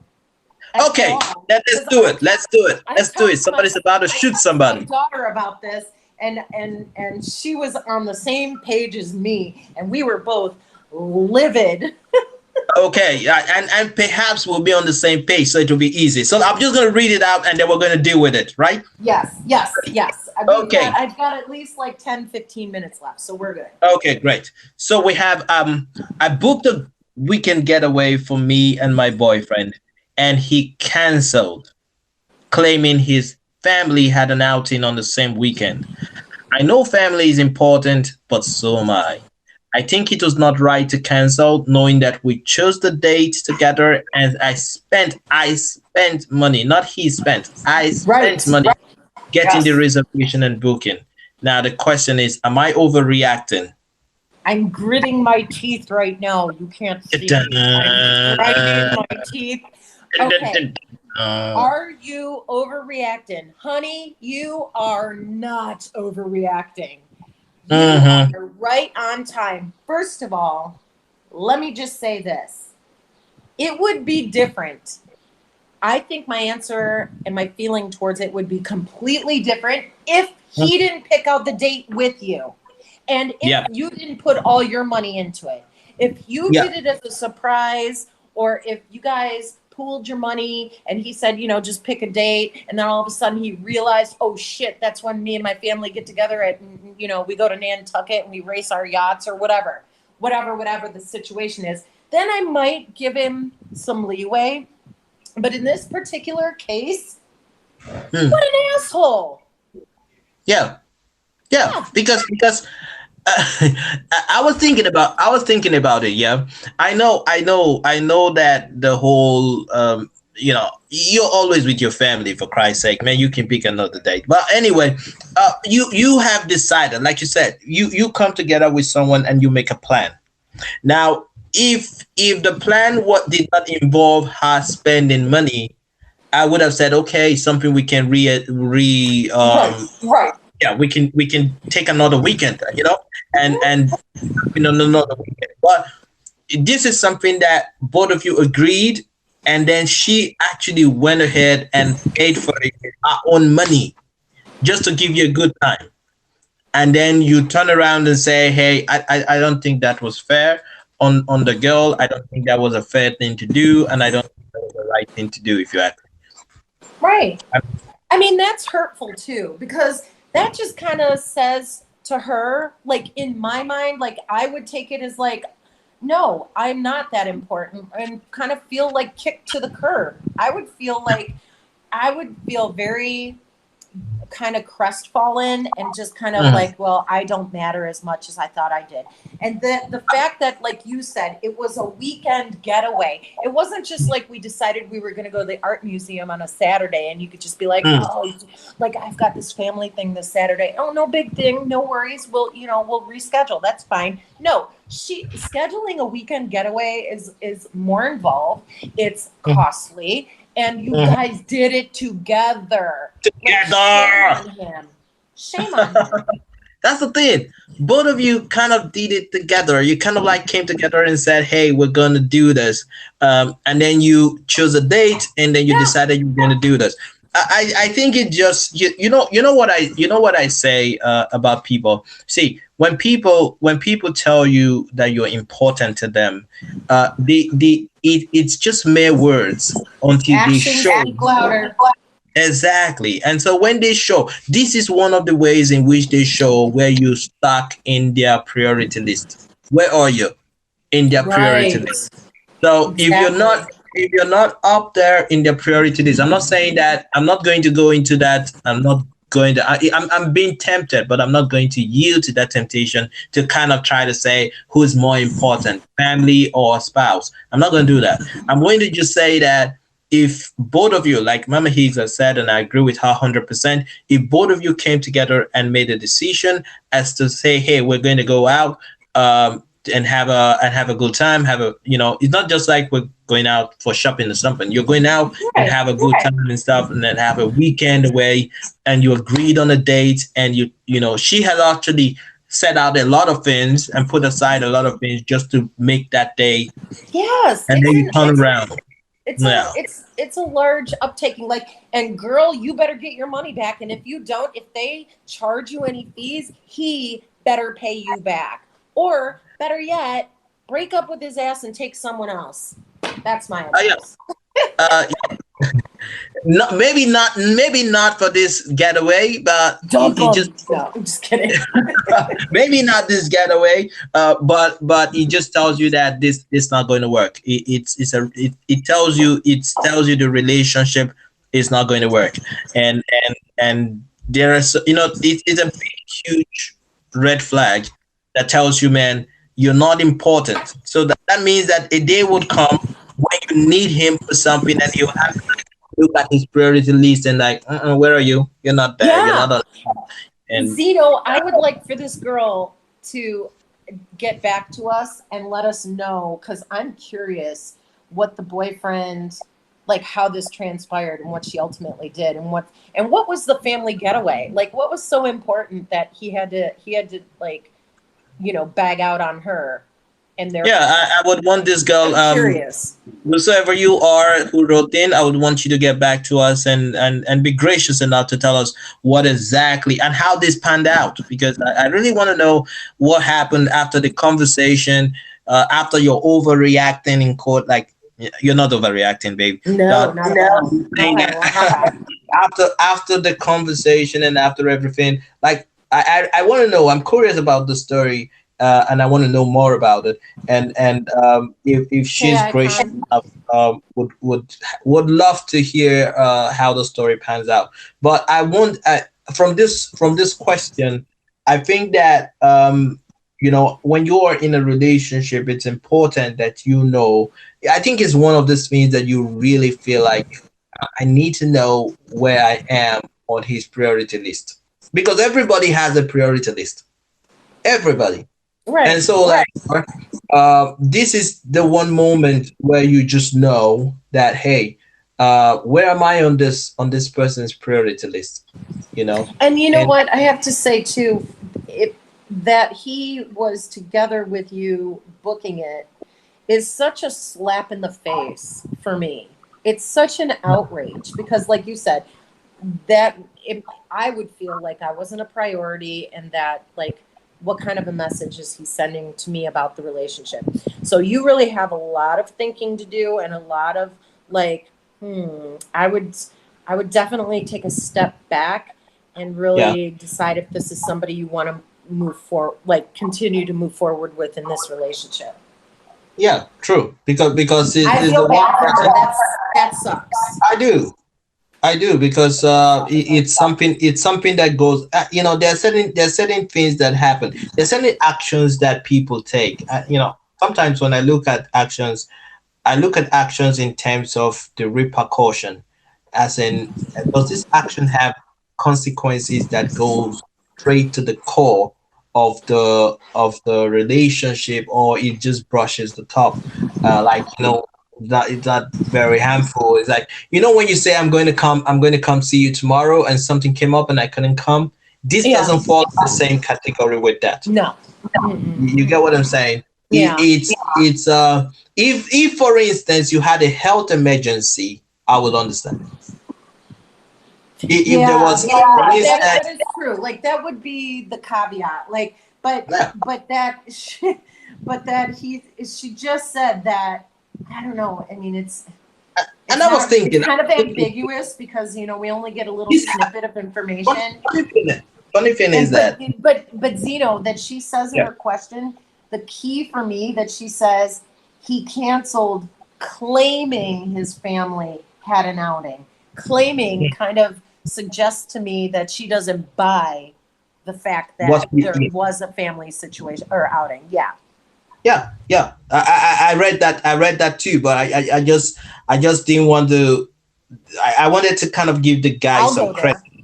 there. No, I'll go there. I'll go there all day long.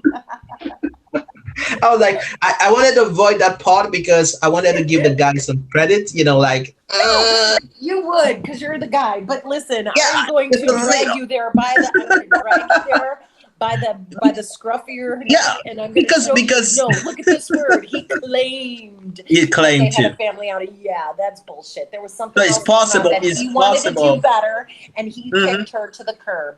And that's what it Hmm. sounds like to me. And like you Hmm. said, it sounds like she's not a priority in the relationship. So now she Yeah, needs to decide what she needs to do that is best for her. exactly. And I think that that's something that she needs to do, because Yes. at the end of the day, you're seeing someone who probably doesn't, and Doesn't again, value her. yeah, yeah. And this happens in situations where you're dating someone. For instance, if you're dating someone who is married, or was married, and then had kids, and an ex-wife. Now I'm going to be like the devil's advocate, but I'm going to say, wait, I know, I'm treading on thin lines. I'm used I to know that. what you're doing. I know what you're doing. Continue. I'm trying very hard not to go, over the line. But again, Yes. now let's assume that he has a wife and 2 kids, and then perhaps had promised that he was going to take them out on the fourth weekend of April, of July, or whatever it is. And Fourth of then, July. no, the fourth weekend, Oh, that fourth was, week. Okay, doesn't matter. Go ahead. This is but hypothetical. he Continue. yeah, he forgot about it. He totally forgot about it, and then was, perhaps then was having this arrangement with the new girlfriend, or the girlfriend, supposed girlfriend. And then, after making this arrangement, uh, 2 weeks before, or a week before, he got a message from the wife saying, "Hey, hope you're still coming this next weekend." And they were like, "Oh shit, I already told my girlfriend that we're going for a night, weekend out." So now, in that situation, is there a way out? I'm just saying. I'm not saying this is what the question is. I'm just kind of throwing some Well, ideas. you said if it was his ex-wife and kids, Hmm. and his girlfriend and him, his new girlfriend and him made the plans. See, I didn't read the question like that. Like I No, kind no, of I'm not thought, saying that is. No, no, I'm not saying oh, that's you're what it just is. saying I'm just like taking if this it were a deeper. situation. Yeah. Listen, if it involves your children, then of course they always take priority. Hmm. So, for example, if the ex-wife said, "Listen, your kids have like a summer school camp function or they, you know, they're getting a ribbon in gymnastics, and we would really like for you to be there, then yeah, 1,000%, that is always going to come first, right? But if you're a boyfriend, girlfriend, and he doesn't have kids from an ex-wife, or even if they weren't married, whatever, if he doesn't have kids and the kids aren't in the picture, and this was a family outing, like with his mom and dad and siblings and like a family get together, like then I would just say no, like you're the priority because you're the girlfriend. And I want to say this, yeah, I want to say this, that even when you have, if you had kids and you had an engagement with your kids, now that should be on your planner, right? So when something is going, when your girlfriend comes up and say, hey, we're going to have a, because a weekend getaway is not the same as having a night out. Like No, you but said, I know what you're saying. Like the guy should have already known about his kids' stuff going on. Okay, now here I'm gonna give you this. As a twice divorced woman with children, when my kids were small, and my ex-husband, we had like a divorce decree where he had them every other weekend, and like on Wednesdays for dinner or whatever. I mean, sometimes there were events like I would sign them up for like the girls for gymnastics, or I would sign the older ones up for it was called PSR at the time. It was just Sunday school so that they could get their sacraments or whatever. Like he would not take them. He would refuse. So that was a different thing. But sometimes things come up and it's like, oh shit, you know, I would send information and say, okay, there's a school, the teacher wants to have a parent teacher conference. So I don't know, like I don't know, life gets in the way, and sometimes you can't, not everybody's that good at like prepping other people and giving advance notice. And some people, as a parent, like I've gotten better over the years, but I wasn't very good at like scheduling my time even, because I just felt like I was cartwheeling with 4 kids. So that's not, in a utopian society, in a perfect world, yes, but that's not always the reality of it. Okay, so in this case, in this case, although that's not what the question is all about, but in a case, in a scenario like Zeno's usual detour, in a scenario where because I like to create scenarios that makes it possible for things like that. You know, like for instance, if And I she love if the it, challenge. yeah, if he had kids and something came up, and in that case, you can call the lady up and say, hey, Yeah. I'm sorry, something had come up, and can And we that's on reschedule her it? to have to deal with them. Then she's got to understand, yeah, I'm disappointed, but I come after the kids. Now Yeah, that's where you've got a good woman. If she's like, you know what, I'm disappointed, but I completely understand. I'll see if I could reschedule the weekend. yeah, If I can't, and he says, no, dude, that's okay. Like if you can't reschedule and there's a fee or whatever, I'll give you the money for it or towards it or whatever. See, yeah, that's a healthy yeah, relationship. Or yeah.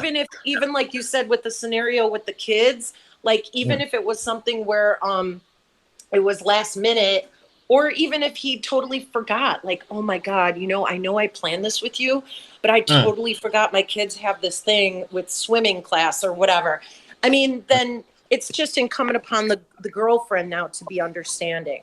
But that's Yeah. not what I'm getting from this question. So No, no, no, no, no. It's not what this question is all about. yeah, I know. But I just had to say that because sometimes when people listen to shows like this and they say, yeah, I always come first. I always come first, no matter what. But there are times where the situation may be like, oh, this was the same thing that they were talking about in that show. But it's not the same. The situations don't stand on all fours, because if it's a single guy, the situation will be different. If it's a guy that had kids and Right. the emergency had to do with kids, Absolutely. then the pendulum would move a bit towards the other side. So I think that it's important that one peg doesn't fit all holes. You know, like one rule doesn't apply to every single situation. So I had to bring that detail. So somebody who's got, because there are a lot of guys who are giving up being with their kids because they want to go out with their girlfriends. They Oh want to yeah. hang out. girlfriends, and then you yeah. give up an appointment with, I have been to football. I went to see a friend's son play football, and his father didn't show up, and I was disappointed because everybody had their fathers there and their Yep. mothers there, but his father just didn't show up, and I was the only person there to watch him play football, and I'm like, oh my god, I felt so bad. But again, Yeah, he was happy. it's hard for the kids because I know that I went through that with my son when he was growing up. He was in little league, baseball for years, and I could count on one hand how many times his dad showed up. So you need to be able to, well, maybe because I love kids a lot, so Yeah. I tend to kind of get involved and try to, but I think that you cannot, there is no excuse and say, oh, I have a whatever planned out with my girlfriend, and so therefore you left your kid because the situations might actually be different, and then it would require a different reaction to that. So this is it. Thank you so much. I would want to give you some few times off before 8, so you can actually get ready and do your thing. But Thank you. but thank you so much for today. I know that there was some kind of like at the beginning. From next week, we'll actually start doing it at 5 instead of 4:30. Is that it? Okay. So, Yep. 12 noon. so let's just Eastern Standard let's Time. yeah, let's sort it out now. So Yep. that's what's going to happen at 5 o'clock, instead of 4:30 every Yes. Saturday. So And next can I week, just say really quickly to T in the room, T 1984, thank you for stopping in and thank you for being with us on the show. I'm snapping for you. Thank you for your support. thank you so much. Thank you so Yeah. much, and thank you to all the 35 people that showed up in the course of the show, and Right. and Thank you. listen. Really appreciate every one of you, and those who would listen afterwards. The people who listen to my shows after it's they couldn't be here live, so they can get to listen to it afterwards. Thank you for being part of this, and I hope that we were able to touch on some points that are relevant to you. For those who ask questions, I thank you for those questions, because that's what makes us relevant when the questions keep coming in. So I hope that we're able to answer questions and be able to share light. And thank you, Mama Higgs, for being a blessing of knowledge. And I know at the beginning there was this question that really rocked your boat a bit, but I really wanted to give you a hug. Like, I'm extending it here anyway, and we are all extending it to you. And like, it's very important to understand that these are real life, real people, real issues, and these issues cut across. The beautiful thing about some of the things that we do is that when you write about something or say something, somebody somewhere in the world would be able to raise their head up and say, I have been there. I can relate to what you're saying. Yeah. I can relate to what she just said because I'm in the same situation. Sometimes these questions, some of them, I'm happy when they ask questions based on what I write, but I'm more happy when they ask questions based on our conversation here, and it tells you that we are actually reaching out to people and being able to bless people. Yeah, and definitely I do want to say a very heartfelt thank you to everybody who has listened, who will listen, and who has sent in questions, and who will be sending in questions. And I always do my best to try to be as honest and forthcoming and real as possible when answering the questions. And I know some of the subject matter can be, a little unnerving or difficult to talk about, but I really do hope that something I've said has really helped somebody out there. So I really appreciate doing the show with you every weekend, and it is my joy, and I really feel blessed that I'm able to do it. So thank you to everybody, and thank you Stereo and Podstars, and thank you so much to you, Zeno.